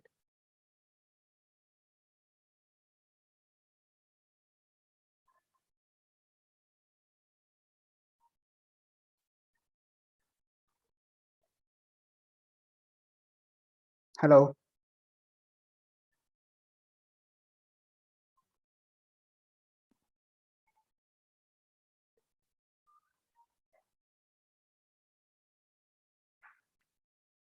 Hi. Hi. Super. Fine. Okay. So let's get started, right? So first we'll discuss about the ORM and its benefits, and later we'll go back to the code base of how are we actually registering a particular user, right? So if you see this code base, we're actually using a Sequelize ORM, and then we are trying to access this user, right? And what this user will do actually in the user.js, right? What this user will do is it will create a definition for that particular user. It has some kind of a name, email ID, password, location, and all right. And then we are just returning that particular Sequelize user model basically, right? So this is what we are doing it. But why are we doing it? What actually, I mean, why we actually need to use Sequelize instead of using some kind of a SQL driver, right? All these things we'll discuss about it, right, in the next 1 hour. Okay, that is what our plan is. So first thing is, what is an ORM, right? ORM is an object relation mapping. Okay, so object relation mapping. So when I say an object, it's a JavaScript object. Okay, so when I say it's a relation, right? When I say it's a relation is nothing but your table present inside the database, right? So this mapping, right? I mean, basically a JavaScript object, each and every field will get mapped to the fields inside a database. I mean, inside a table. For example, the user table will contain a username, password, and then email address, and then what else? A location, right? In our case. So these information, right, can be plotted in the table and also can be plotted in the JavaScript object, right? So you create a user.js and that has some field called username, password, email, and location. So this is nothing but an object.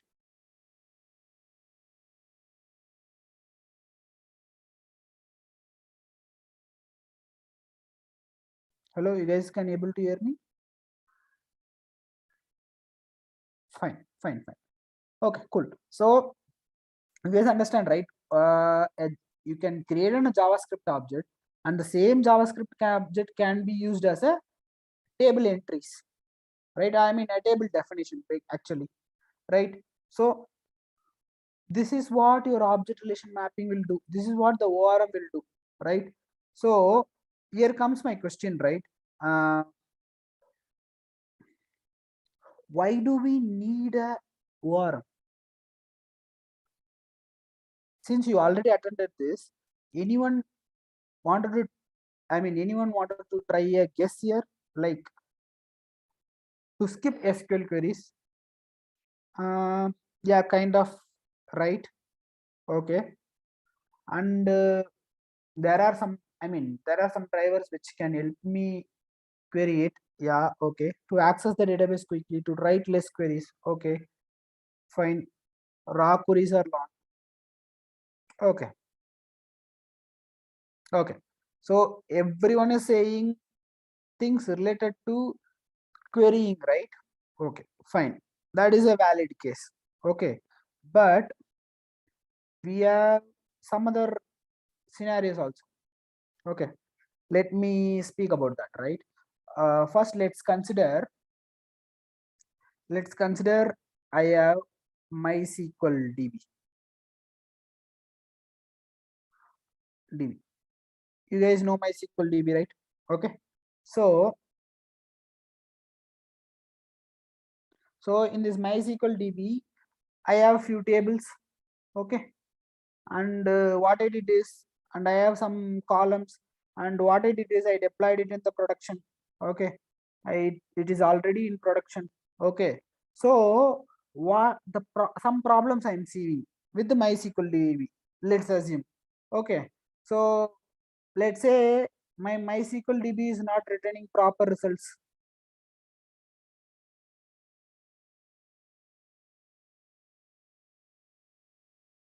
Okay, it's because of some problem with MySQL engine itself. Okay, and let's say it's taking too much time.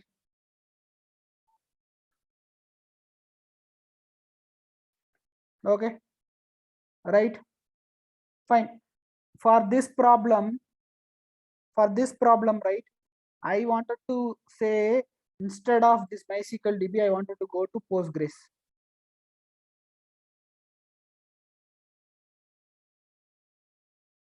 And we found that Postgres, let's assume, these are all some assumptions I'm just making. Okay, this can happen in your production scenarios. Okay, so what I'm saying is, I wanted to go to Postgres DB where other teams are using, and they were able to get the proper results, right? And they were able to get it in a shorter span. Okay, so in this case, I wanted to move to Postgres DB. What are all the challenges? Let's say I am already in a MySQL DB. I wanted to move to Postgres DB. What are all the challenges? Anyone?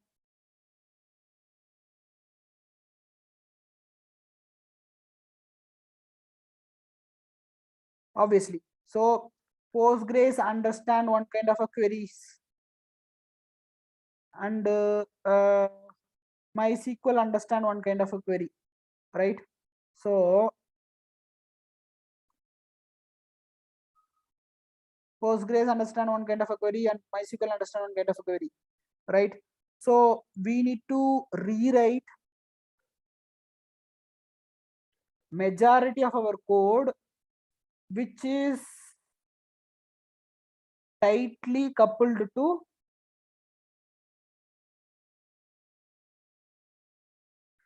MySQL. I am right now. Like whatever the code we have written in the data layer, the model layer, everything is tightly coupled to MySQL. Okay. If I want to move to a Postgres, it's highly impossible. Like I need to rewrite the whatever the code I have written. So in our case, it's just a matter of few objects, right? User or registration flow or login flow, something. But if you think about a production scenario, let's say an e-commerce application, you can see orders table, cart table, price table, product table, categories table. Lot of tables will be there, and each and every table have a different kind of a relation between each and every tables, right? So if I want to move from that to here, it's highly impossible, right? So that is one obvious concern.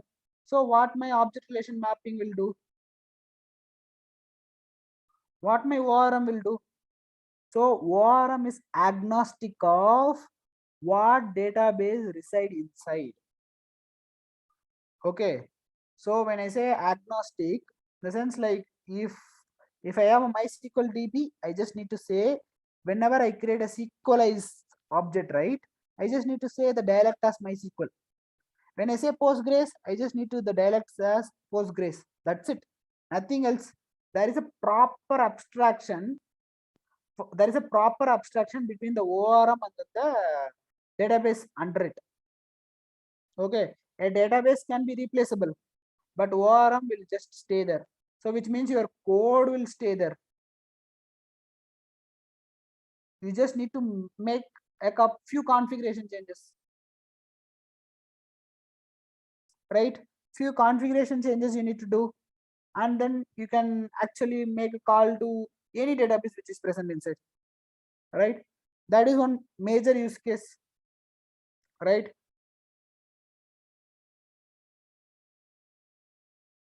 Also, there is one more scenario. There is one more scenario.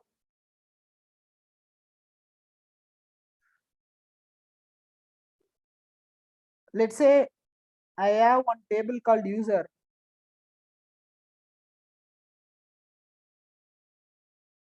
Okay, Deepak, I have a question that you haven't understand why we need ORM. So ORM will help us abstract the database layer. Abstract the database in the sense, whatever the database available, we don't need to worry about writing queries for that specific database. Instead, your ORM will offer some kind of a method APIs. Okay, these APIs will take care of writing its database specific code, and then it will return back the response to you. Okay, this is one basic use case for ORM. There is one more use case, right? Let's say I have a user, and that user has like username, email ID, password, and location. Okay, so these are all the columns basically. So we have a column. This is another column. This is another column. This is another column. So tomorrow, I wanted to add one more field. Okay. So when I say one more field, I wanted to add a phone number as a column. So in a traditional database without ORM, what you will do? Anyone?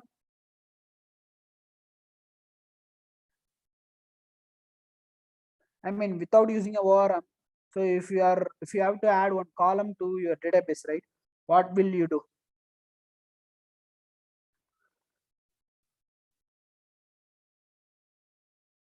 First, you have to go to your database system, update it, update your schema, right? First thing, right? First, you need to update your schema, and then the second thing is to wherever the query is stating that I mean wherever the place in the code where we just do a selection of few items, let's say selection of name and everything.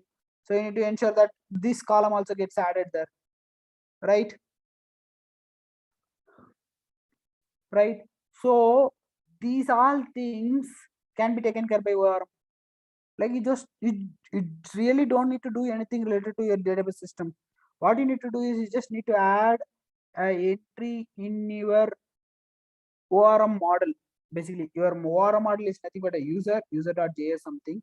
So inside that you just need to add one name, and then when you're running your application, your ORM itself identify, okay, there is a new field here, so I have to go and sync it with my database. When I say sync it, in the sense like if there is a new field, so automatically your ORM will go and modify your database schema and update it. So what you're doing is you are actually solving one of the important problem. What is that important problem? When you update the schema inside the database, right, you need to bring down the database.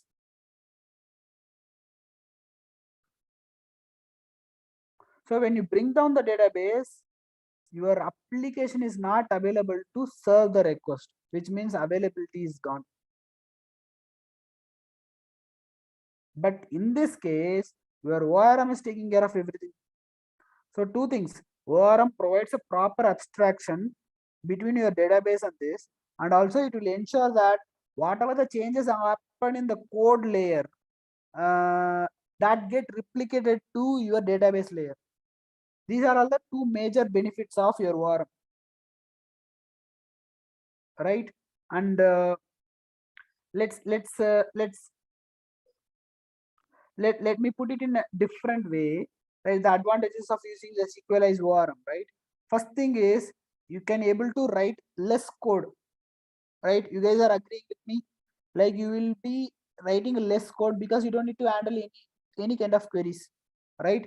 That is one thing. And also the consistent code in the sense, like any product, right?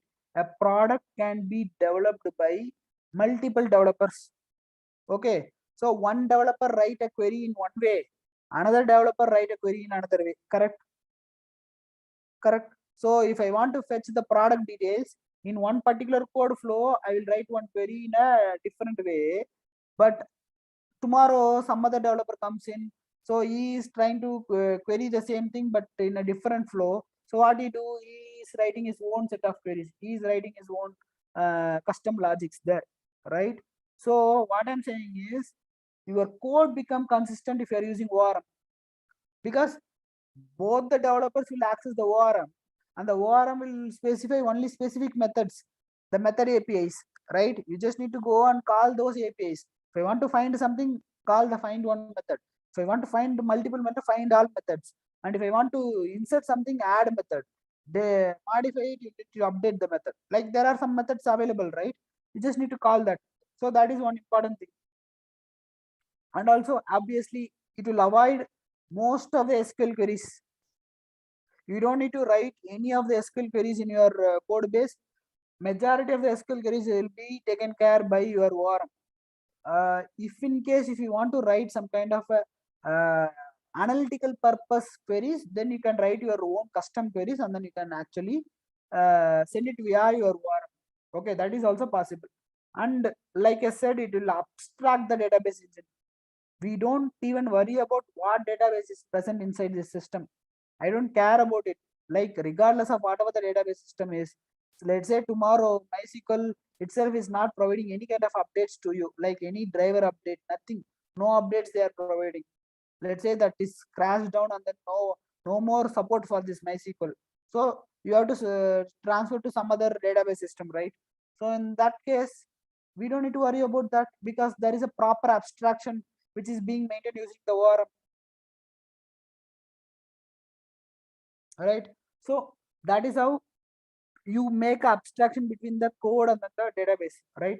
This is another major use case for your ORM. Okay, so let's see the question. So how we will come to know which query to write and which not? Okay.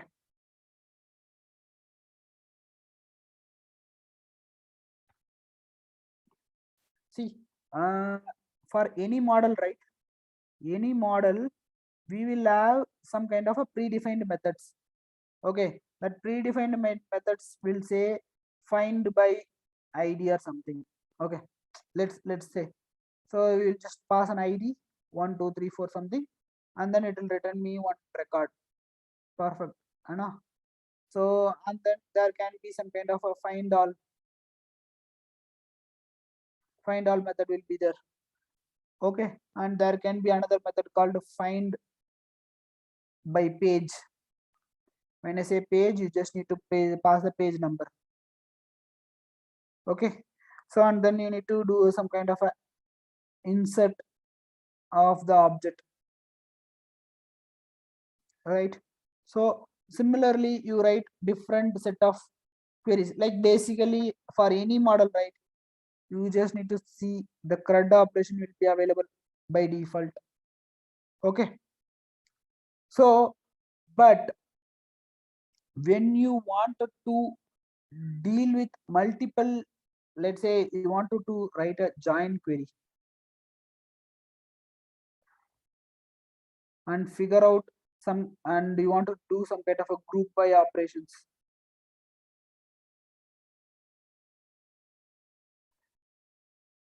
Okay, and then you wanted to do kind of let's say having class, right? And also you are trying to write a subquery, right?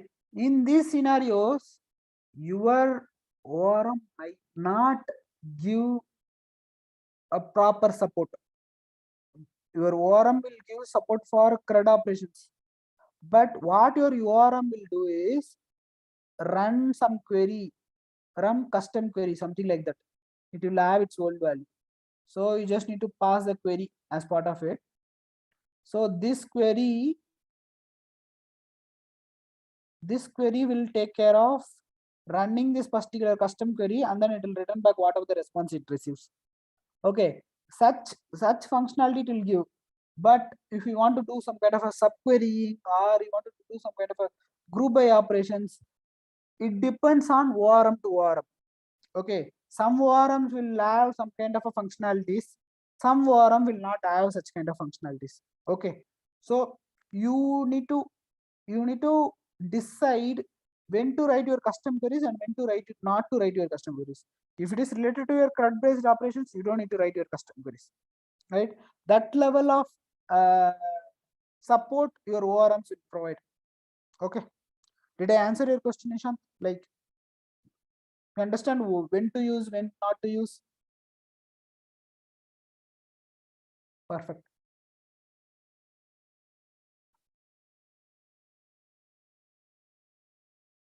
Perfect. So these are all its benefits, right? So let's see how you actually go and create the database, right?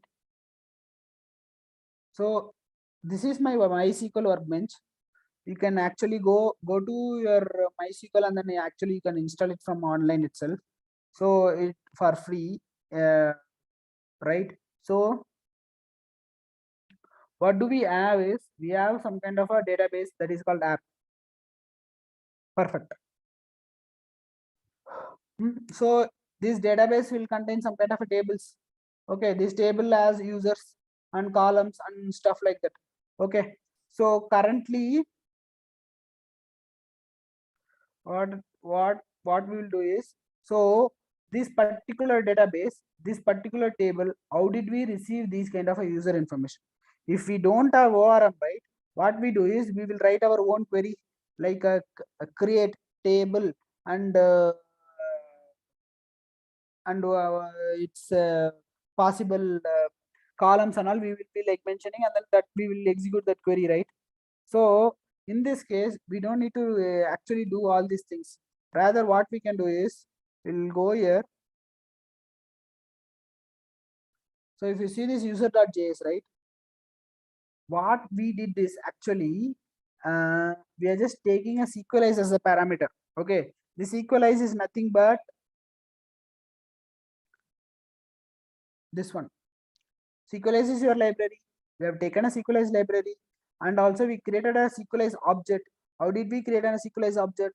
We created a Sequelize object using few configurations details, right? So what is this? dbconfig.db. What is this? Nothing but a db name. Okay, let's go inside this db name and see. The db name is nothing but app1. Okay, db name is nothing but app1, and the db config user is nothing but root user, and then the db's password is some password values we are keeping it. And then what we are saying is, we need to say the host name for this particular Sequelize. So we need to understand whether the database is locally hosted or it is hosted in some other platform like Azure, AWS. Like you can host the database as a service in any platform, right? So if you have such details, You have to provide the host name here, and then you need to say the dialect. Dialect is nothing but what is your database, whether it's a MySQL or Postgres, all such details you need to share here, right? So, and then this operator alias is not important. And then also what is important is your pool, like your DB config can have the number of thread pools, like what is the maximum thread pool and the minimum thread pool, and what can be the ideal thread pools, all such things you can maintain it here, so that when I create a new Sequelize object, it will actually, the Sequelize, what it does is, Sequelize will go to, Sequelize will have this information, right? So what it does is it will try to contact the database using this information, right? The localhost,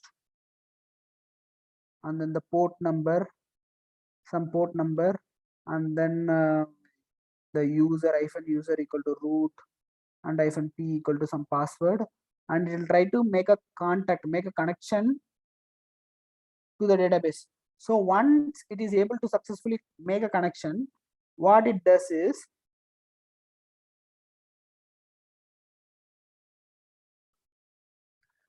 we will be, I mean, at this point in time, at the line number 20, right, we will be able to create a new Sequelize object with this particular database configurations, which means we have a connection with the database, right? So once we have a connection with the database, we need to ensure that some schemas are defined. So what I'm saying is, I am just passing the parameters of the Sequelize objects for all possible models available for my database. So in this case, the model is nothing but the user.js. So we'll go inside this user.js. So I'm passing all the Sequelize objects, right? So what we are doing is, so first step, Sequelize maintains some kind of a data types. So your, I mean, your Postgres will understand varchar, and your Postgres will understand bool, but your MySQL will understand bool as a boolean, right? There can be data type mismatches can happen, right? So what Sequelize does is, Sequelize maintains some kind of a data types.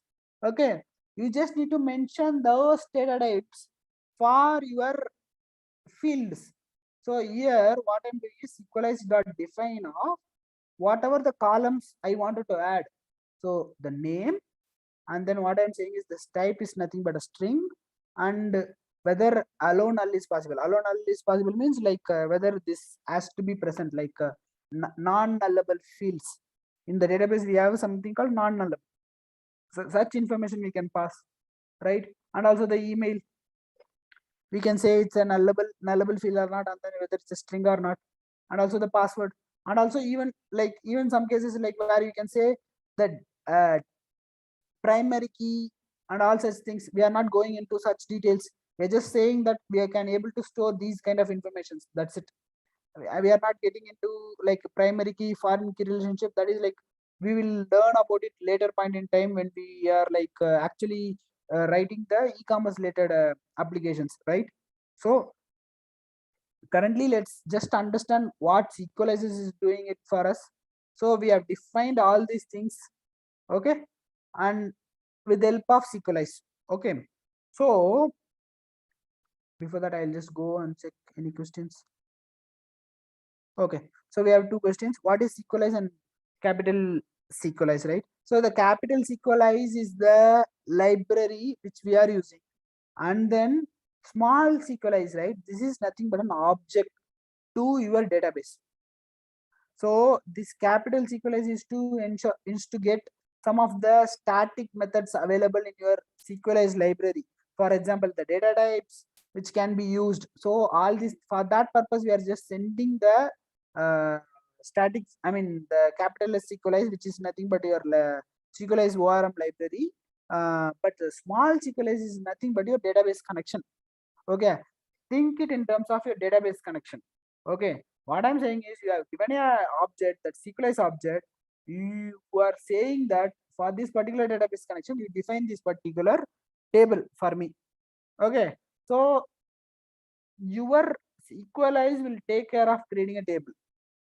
Instead of you go and create, Sequelize will take care of creating a table. How? I'll tell you. Okay, I'll tell you in the index.js where exactly we are creating that. Okay, so the next question is, what do you mean by the pool? So so in order to, I mean, this is more of a thread concept. Okay, so if you understand thread, right, your Node.js runs on a concept of event loop. Okay, event loop is one thread, and we have a queue.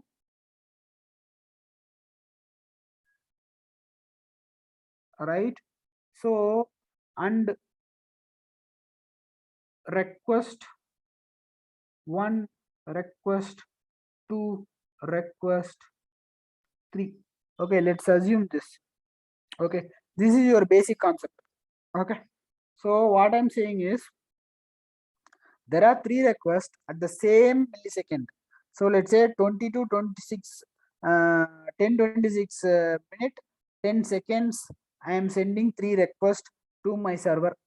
Okay, what Node.js will do is, it will just queue it R1, R2, R3. Okay, so your event loop will take first R1 out, and then it will send it to your actual controller. How it will send? Based on your routing logic. Okay, so this actual controller, what it does is, it will perform whatever the validations are present, and it will do a db create. Okay, let's say there is a db create. So when I wanted to do a db create, I'll just make a request to my database. Okay, so this is nothing but one thread, right? Main thread. Okay, what this thread will do is, this thread will send a call to database, and it will not wait for it. So it will go back to process the other request, that is R2. So what happens is, once we receive a response, we will have something called a callback. Okay, the callback will take care of the response. Right, this is how your actual Node.js will work. Right, so once it reaches the callback, right, it will, the thread will come, and then it will process it, and then it will return back. So whatever the wait time we have, it this time can be utilized for processing R2, R3 and all. Okay, this is how your Node.js works, but your database will not work like that. Right, your database, let's say, same problem for database also it can happen. Correct, for your database there exist 3 requests: request 1, request 2, request 3, to fetch some details. Okay, so Nishant and others, like, you are able to follow this, right? So what is the problem we are trying to discuss? So if I receive 3 different requests, database will not run in terms of a event loop, and it won't maintain a queue and all. So database is some other system. So database runs with the help of thread pools. So this is where the pool comes into picture. So what database does is, initially you configure some kind of a thread pool to your database. So let's say I am configuring 100 thread pools for my database. Oh, no, let's take it minimum. Okay, 1 thread pool. Okay, so if I receive 3 requests at a time, and you have only 1 thread to process it, it will just process only 1 request. Other 2 requests will get timed out or failed. Okay, so only 1 request will go and fetch the query, and then that particular thread will return back. Then only that thread will become free.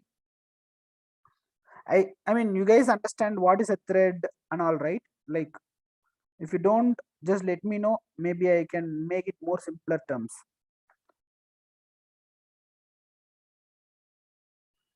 Okay. So you understand this thread will perform only once to fetch the request and then it comes back. And once it comes back, request 2 and request 3 might be failed also. Like it no longer require it. Like request 4 comes in the next second.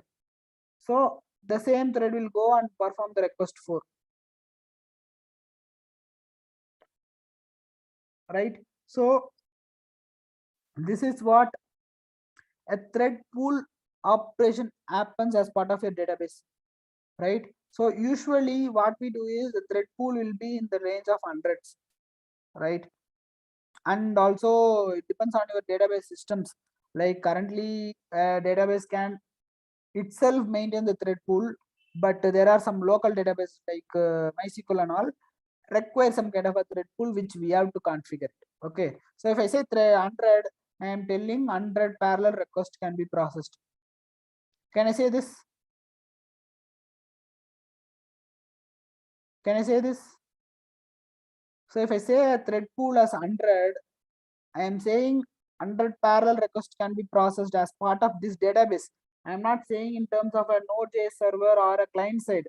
I'm just saying this database has the capability to process 100 requests parallelly in a particular time frame. Can I say this?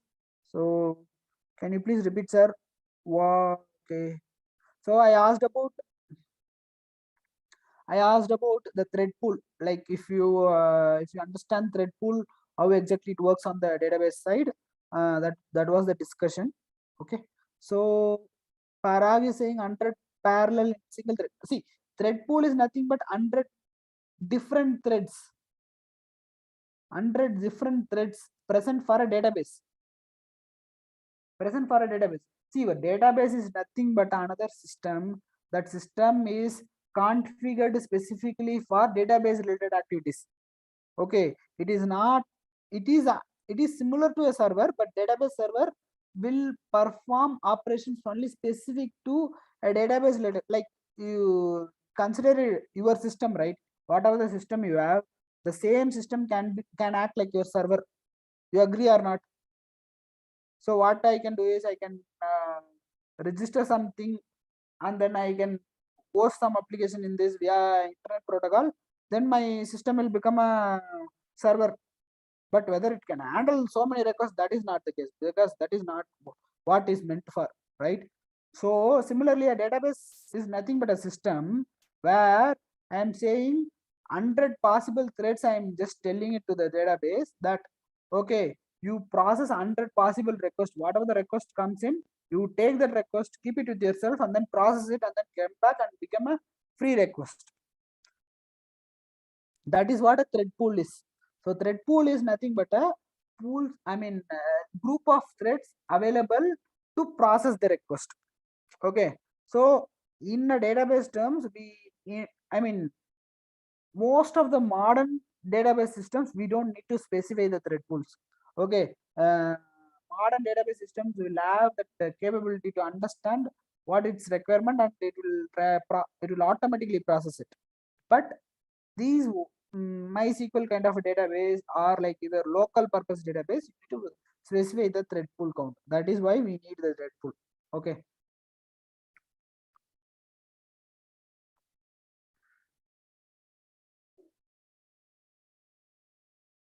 So that's the purpose of maintaining the thread pool in index. Like you just need to say the maximum pool and then the minimum pool size and all. So it is, for this context, you can simply, it's not something which you should know, but it is good to know, right? So let's consider it as a black box for you guys. So there is a pool size which we are maintaining, and that is specific to a database. Okay, you understand in that perspective. So once you understand multiple threads processing and all, then later stage you will be able to understand what is a pool and all, right? Why exactly we maintain this pool, and why exactly these database pools are required and all. So currently, let's assume in order to process some activities in your database, we need a thread pool. Okay, this is as simple as that. Okay, we need a thread pool to process some items in the database. So that's why we are keeping it. Okay, so you guys understand, right? So you create an object, database object, and that database object will take some kind of a parameters like your database host, username, password, everything, so that it can make a connection with your database. Okay, this Sequelize, we use it to create the schema. Like you created the database connection, which means now you need to say what all schemas I need, right? So what I'm saying is, using that Sequelize connection object, I'm just defining some kind of a schema. That is a user schema. So I'm just telling this user schema, you go and create in the database, right? That is one thing. So how do you create it? So let's go to this index.js, right? This is the root folder. Okay. How do I run this application? I run this node space index.js. So which means this guy is the first one to get called, right? So here we have written a code that this one is the code. So what we are saying is we are trying to fetch the DB, that is from the models, right? So from the models, we take this DB, right? Actually, so if you see, we are just exporting this DB, right? The same DB, we are fetching it here. Okay, you guys are getting it, right? We are fetching this DB, and then it's DB ka Sequelize object. Sequelize object is nothing but what? Database connection. So what we are doing is Sequelize.sync. So when I say sync, right? So what it does is it will go check for its schema. If that schema is present and the schema requires some kind of a modification, the schema is not present, go ahead and create it. If the schema requires a modification, go ahead and do it, right? That is what this particular Sequelize sync will do. Okay, so what happens is when I run this code, it will automatically go to my database and then it will create this users table. You don't need to go and create a particular tables inside the MySQL bench. Rather, you have your ORM configured and then you just call this method. So whatever the models you defined, it will get created automatically. Okay, you guys understand like what I'm saying here? If not, let me know.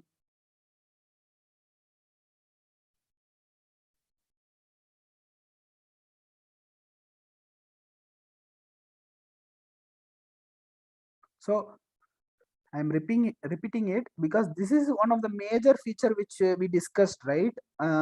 So your Sequelize object which contains the database, I mean, which knows where exactly your database resides and what is the username password for the database and which port I need to make a connection. Everything this Sequelize object knows, right? We have already configured it, right? When I say sync, it it knows what all objects we have defined as part of this application. Like user.js is one, right? User.js, we have defined it. Perfect. So which means it will go and ask the localhost database here, do you actually have a users table or not? First it will ask this. So this database will tell, no, I don't have the database, no, I don't have the table. So what our Sequelize will do is, okay, so you go ahead and create this. So it will say, it will give a create command with all the column name and its data type. So which means it will create automatically. You don't need to do anything. Sequelize will take care of it. So it is created. Okay. Next time you run this application, let's say I'm just adding one new field here, right? Instead of a date, I'm adding one more field called a phone number, right? The next time whenever I'm doing this sync, right? Next time I'm running this application, so what it does, it will go and ask the database whether you have the tables, whether you have a user table. Yes, the database will say, yes, I do have the user table. So, and then it will check whether your fields and my fields are matching or not. First, we will check that. So it will ask for all the fields from the database. It will go and get all the fields and then it will do its all the validations like whether this field is matching to this field and its type is matching everything. So if it is not matching, it will just say the database, modify this field and add this field. All these queries, your Sequelize only will create the query and then it will send it to the database. So your database will update it, right? So this is the major functionality your Sequelize will do, right? Okay. We discussed about the schema definitions, like how do we create the schema now. So let's go back to the place where we discussed about register user, right? Do you have any questions with respect to the schema creations? Parag, right? We just need to add a new field here, like whatever the field we wanted to add, right?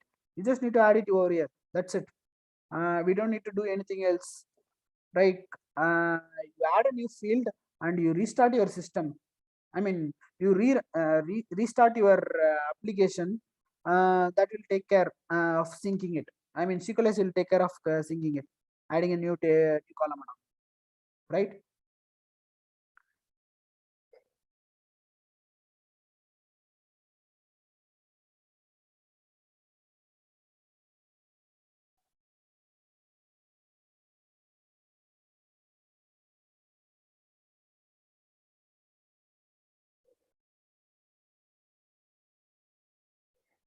Yes, yes. Obviously, we need to do force sync in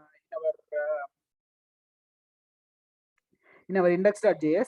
But so what I'm trying to say here is your Sequelize is capable of doing it. So if you specify a force as part of the sync parameter, it will take care of doing it. Okay. And why have you not taken .env file? So which one are you saying about?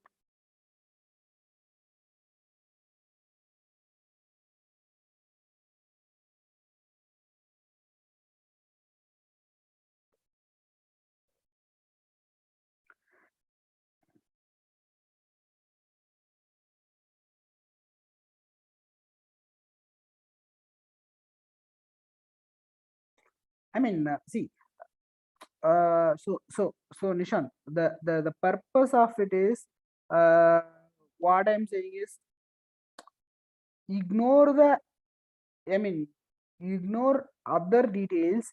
Just the purpose of this is to understand the ORM functionalities, right? So you will just concentrate on this place to understand whether you are able to understand the flow of uh, uh, creating a schema in your database, right?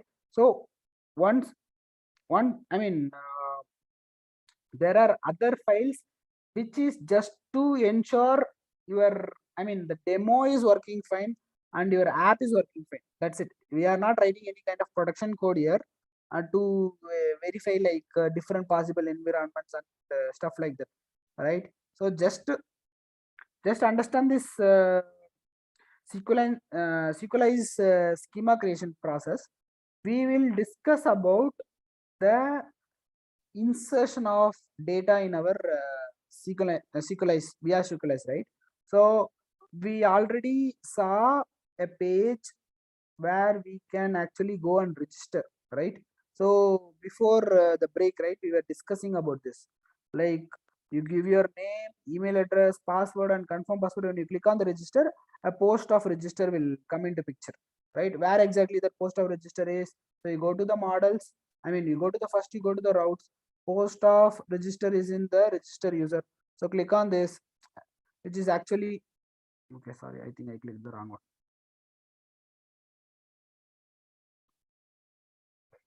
So you click on this, so it will take you to the register user flow. So in the register user flow, what we did is we did some kind of a validations, and then later we are saying user dot find one. So what is this user? First thing. So the user is nothing but we are fetching it from the models.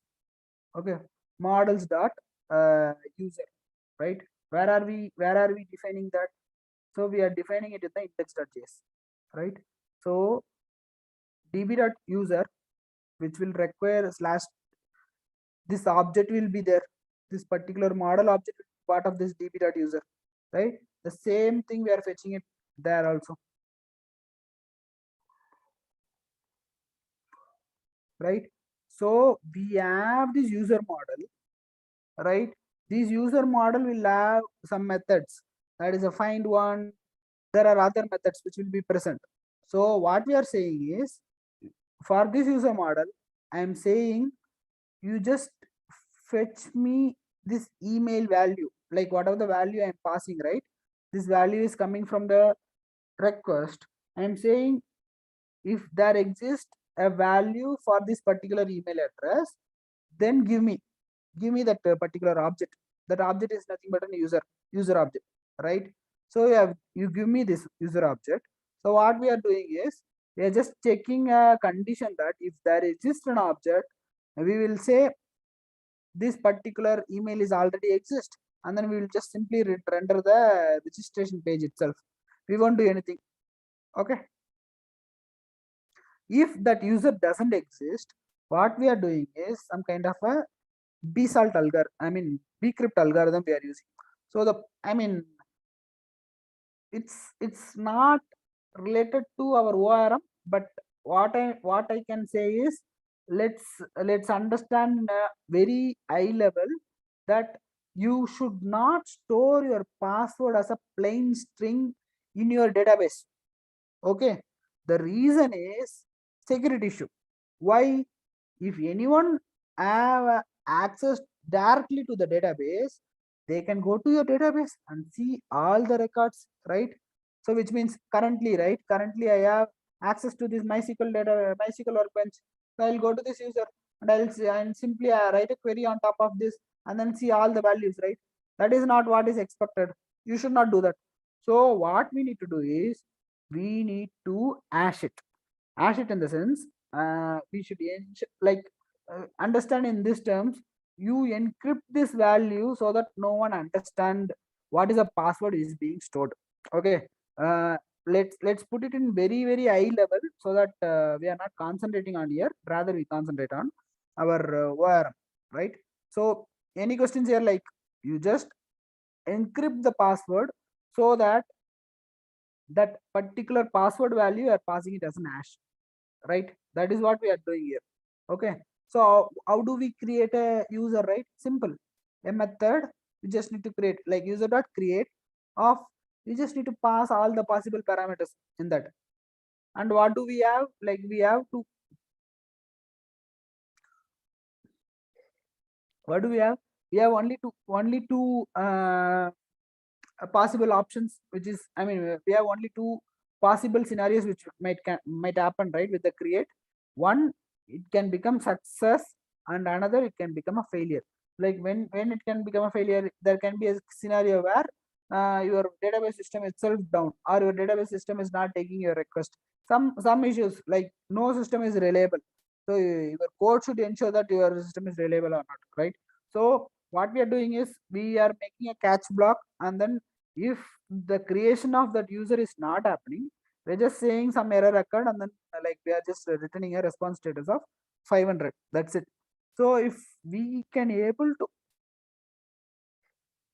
if we can able to get the, I mean, if we can able to create an user, what we are doing is, we are just redirecting it to the login page. So we are registering it, and then we have redirect to the login page. So let's go and do this, right? So what I did is, I created a node, and then I created a password. Oh my god, I forgot the password. What I pasted. Okay. So let's say node, and then let's say node. Okay. So what I'm doing is, I'm just doing a register. Okay. So like we have seen in this code, we were able to create a user. So if we can able to create the user, we are actually redirecting to the login page, right? So that is what happened here. So which means I was able to actually create the user. So let's log in, node@node.com, and then the password is node, right? So how the login flow works, that we will see. Okay. So any questions on the registration flow? So I'm seeing okay, storing password details, but password will be like this with the help of hash. Hash will be like this in the DB. Yeah. So actually, like so hashing will happen. Will not just put stars and all. Rather, it will put some values which only your database can understand by decrypting it.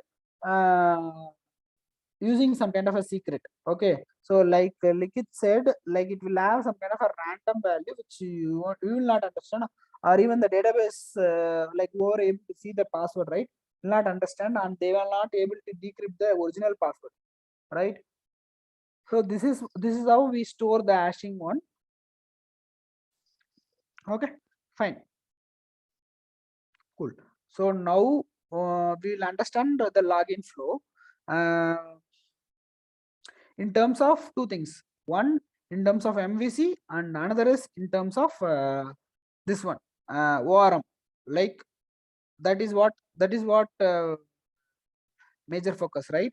So we'll discuss in terms of that, so that you will understand how we are actually storing this login informations, and then how exactly this controller is handling it, and from controller how we are fetching it from the database, right? Perfect.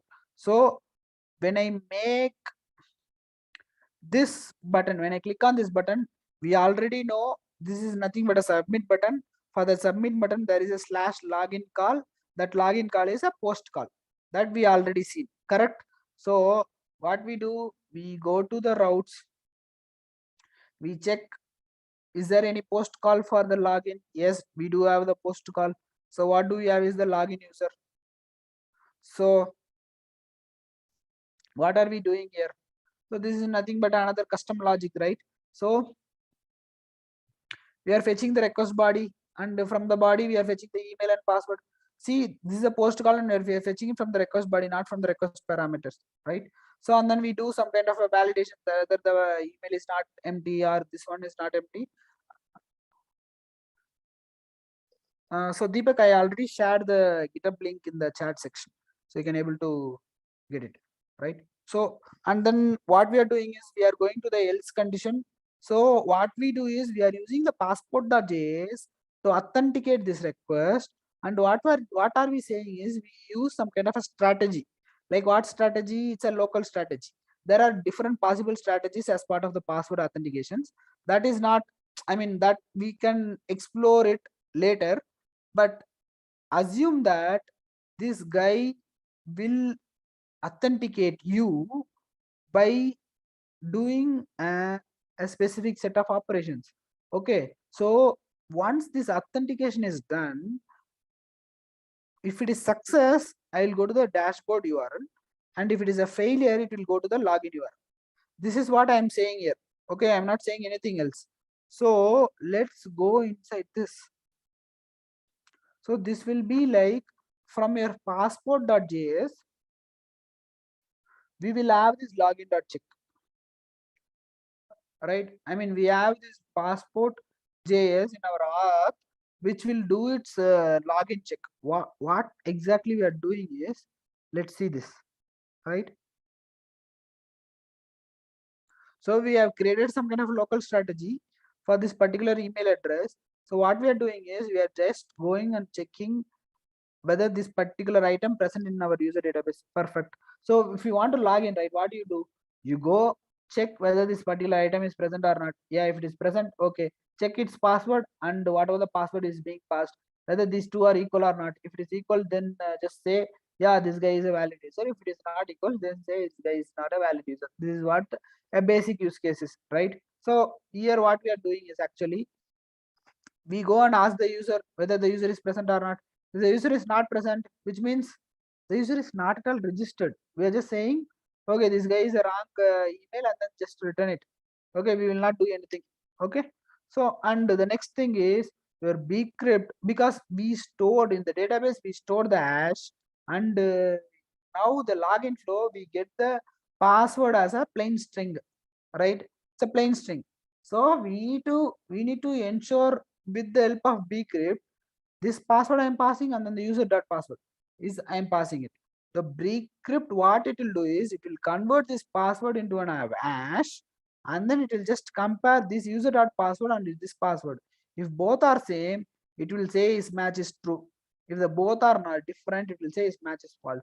So this is what we are doing it here. So it's very, I mean, it's internal logic. It's a black box to us. So just assume that when we pass these two things, your bcrypt is an library that will take care of comparing the values, and it will just return these two parameters, whether it's a, I mean, if there is an error or if there is a match or not. If it is a match, we'll just simply say, yeah, it's a right match, and then we'll simply say it's a return done as this user information. Okay, if it is not, we will just simply throw a we will simply say this is a wrong information, right? So let's go back, and then we'll just do a login. So what we are able to see is we are able to go to the dashboard page.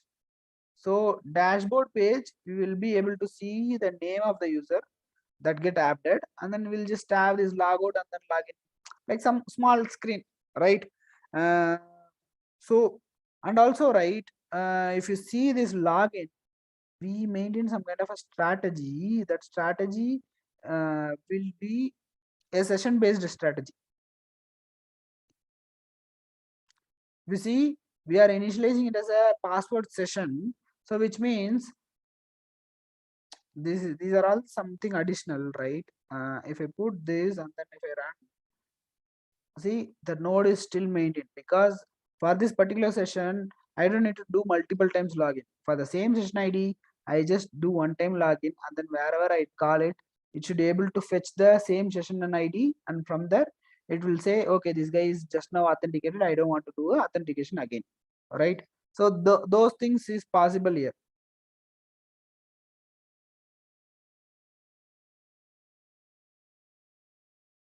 So any questions here?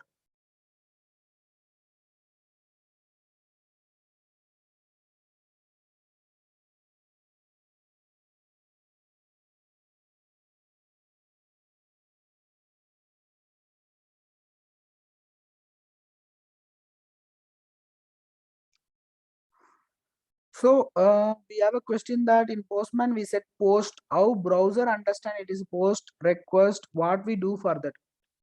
Okay, so I already told, right, your browser will not understand anything instead of your your this HTML code, right? So if we go here,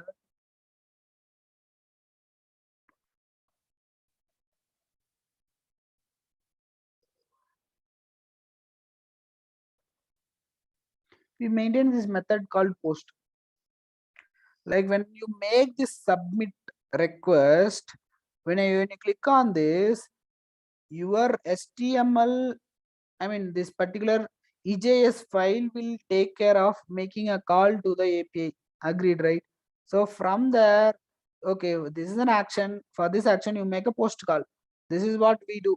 This is what, I mean, actually we will be doing it, right? So your client is giving me the post call and the particular API, and your router's responsibility is to figure out for this particular post method, for this particular router route, do we have any controller or not? If yes, it will go and process it, right? Cool. So this is about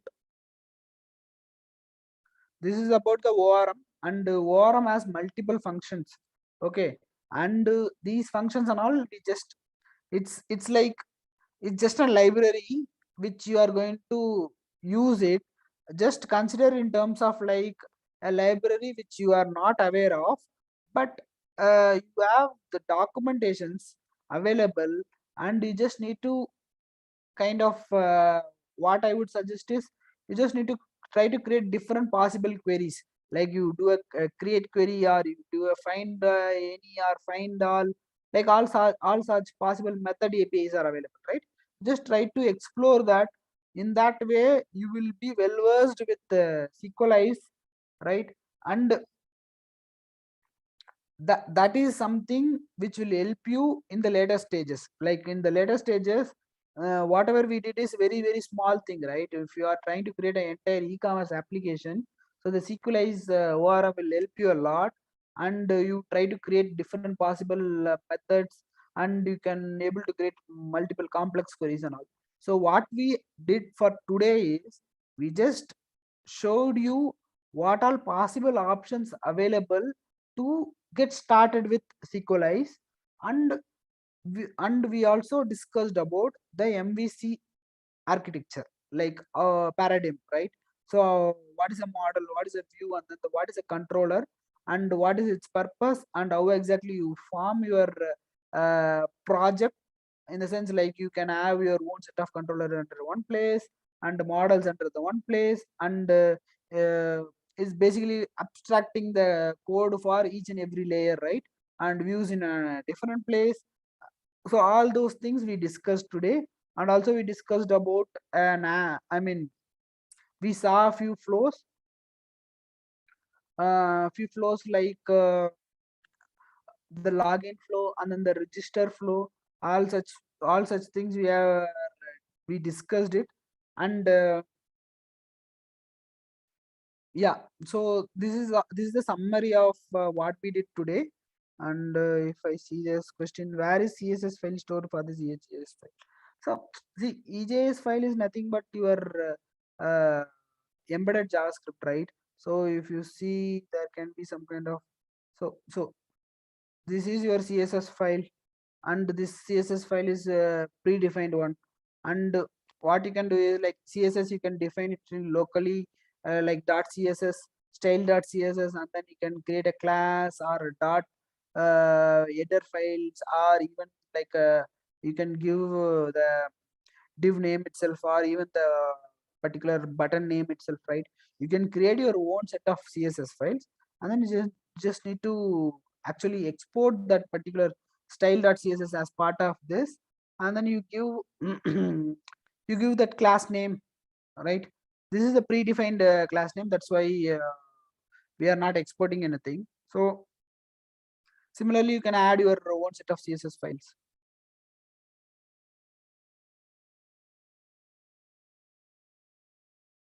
Perfect. Yeah, sure. So any other questions? I'm stopping. I mean, I stop the screen share.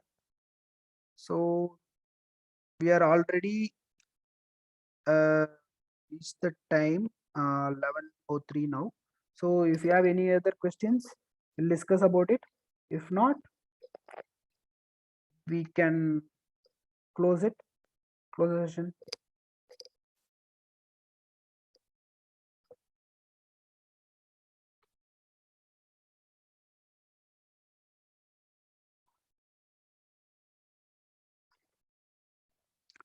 Okay, guys. Uh, so thank you so much, and I hope you guys learned something new today. And then try to be more consistent in the terms of, like you always write code each and every day, so that you'll become a better developer. And all the best for your job search, or whatever the purpose you have joined this course.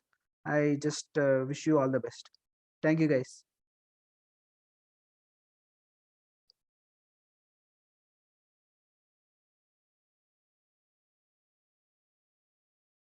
I'm closing this call. Thank you. Bye bye.